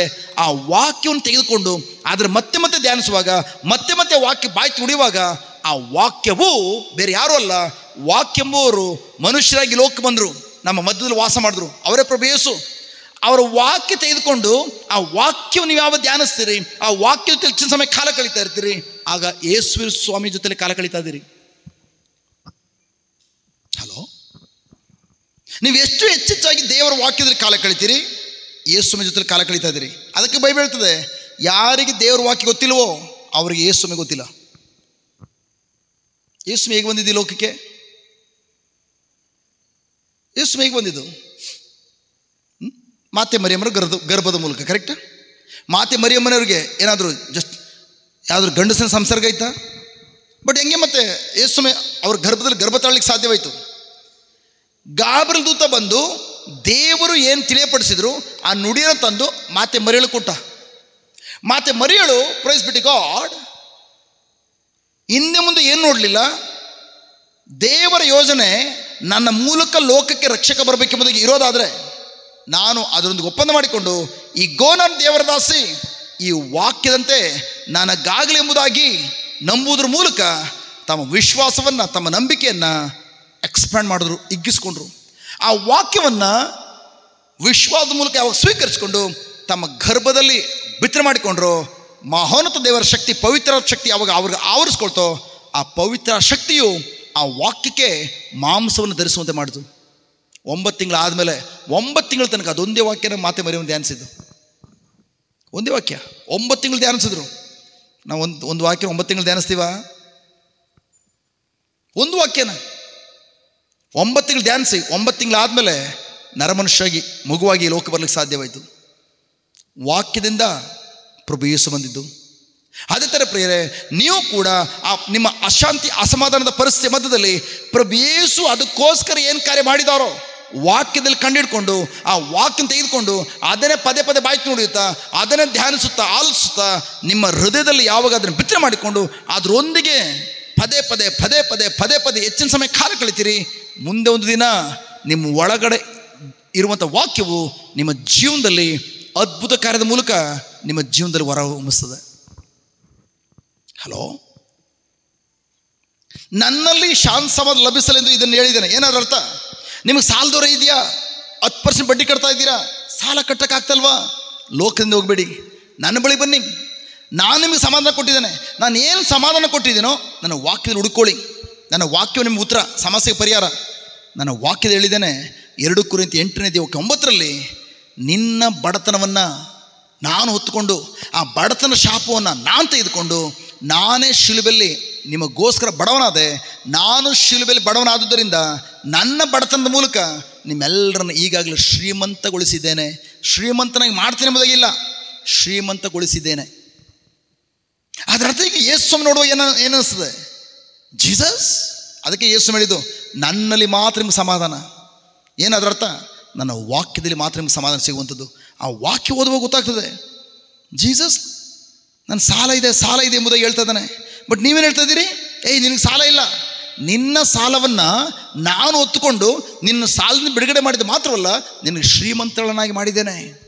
ನೀವು ಯಾವಾಗ ವಾಕ್ಯ ತೆಗೆದುಕೊಂಡು, ಹೌದು ಯೇಸುವೇ, ನನ್ನ ಬಡತನದ ಶಾಪವನ್ನು ನೀವು ತೆಗೆದುಕೊಂಡು ನನಗೋಸ್ಕರ ನೀವು ಬಡವರಾದ್ರಿ, ನಿಮ್ಮ ಬಡತನದಿಂದಾಗಿ ನನ್ನನ್ನು ಶ್ರೀಮಂತನಾಗಿ ಮಾಡಿದ್ದಕ್ಕಾಗಿ ಸ್ತೋತ್ರ, ನನ್ನನ್ನು ಶ್ರೀಮಂತನಾಗಿ ಮಾಡಿದ್ದಕ್ಕಾಗಿ ಸ್ತೋತ್ರ. ಯೇಸುವೇ, ನನ್ನನ್ನು ಬಡತನದ ಶಾಪದಿಂದ ಬಿಡುಗಡೆ ಮಾಡಿ ನನ್ನ ಶ್ರೀಮಂತನ ಮಾಡಿದ್ದಕ್ಕಾಗಿ ಸ್ತೋತ್ರ, ಶ್ರೀಮಂತನ ಮಾಡಿದ್ದಕ್ಕಾಗಿ ಸ್ತೋತ್ರ. ಬಾಯಿ ಹೇಳೋದು ಮಾತ್ರವಲ್ಲ, ತದನಂತರ ನಿಮ್ಮ ಬಾಯಿಂದ ನಿಮಗೆ ಅರ್ಥವಾಗದಿರುವಂಥ ಸ್ವರವನ್ನು ರಿಲೀಸ್ ಮಾಡುವಂಥದ್ದು. ಹೂ ಲಕ ದೀಬ ಶಿಖರ ಬಲ ಓ ರಾಧ ಶಿಖೋ ರಂದ ಲೀಬ ಶಿಖೋ ರಬ. ಯಾವಾಗ ನೀವು ಅನ್ಯ ಭಾಷೆ ಮಾತಾಡೋಕೆ ಹೋಗ್ತೀರಿ, ನಿಮ್ಮ ಬಾಯಿಂದ ಬರುವಂಥ ಪದಗಳು ನಿಮಗೆ ಅರ್ಥ ಆಗೋದಿಲ್ಲ. ಬದಲಾಗಿ ನಿಮ್ಮ ಬಾಯಿಂದ ಬರುವಂಥ ಸ್ವರ ಆ ಪರಿಸ್ಥಿತಿಯನ್ನು ತನ್ನ ಹತೋಟಿ ತೆಗೆದುಕೊಂಡು ಆ ಪರಿಸ್ಥಿತಿಯನ್ನು, ಆ ಬಲವಾದಂಥ ಬಿರುಗಾಳಿಯನ್ನು ಉಪಶಮನಗೊಳಿಸ್ತದೆ. ಹಲೋ. ಬಟ್ ಈ ಪ್ರಶ್ನೆ ಏನಂತಂದರೆ, ಎಷ್ಟು ಮಂದಿ ಪ್ರಿಯರೇ ನಮ್ಮ ಜೀವನದಲ್ಲಿ ಸಮಸ್ಯೆಗಳು ಬಂದಾಗ ಆ ಸಮಸ್ಯೆಗಳಿಂದ ಪರಿಹಾರ ಕಂಡುಕೊಳ್ಳಿಕ್ಕಾಗಿ, ಸಮಾಧಾನ ಕಂಡುಕೊಳ್ಳಿಕ್ಕಾಗಿ ಯೇಸು ವಾಕ್ಯದಿಂದ ಹೋಗ್ತೇವೆ? ನಿಮ್ಗೆ ಸಾಲ ಇದ್ದಾಗ ಯೇಸು ಬಳಿ ಬಂದು, ಏಸಪ್ಪ ಈ ಪರಿಸ್ಥಿತಿ ಏನು ಮಾಡೋದು ಗೊತ್ತಾಗ್ತಲ್ಲ, ನಂಗೆ ಸಾಲದಿಂದ ಪರಿಹಾರ ಮಾಡು ಅಂತ ಹೇಳುವಾಗ ಯೇಸು ಹೇಳ್ತಾರೆ, ನಾನೇನು ಪರಿಹಾರ ಮಾಡೋಕ್ಕೆ ಸಾಧ್ಯ ಇಲ್ಲ.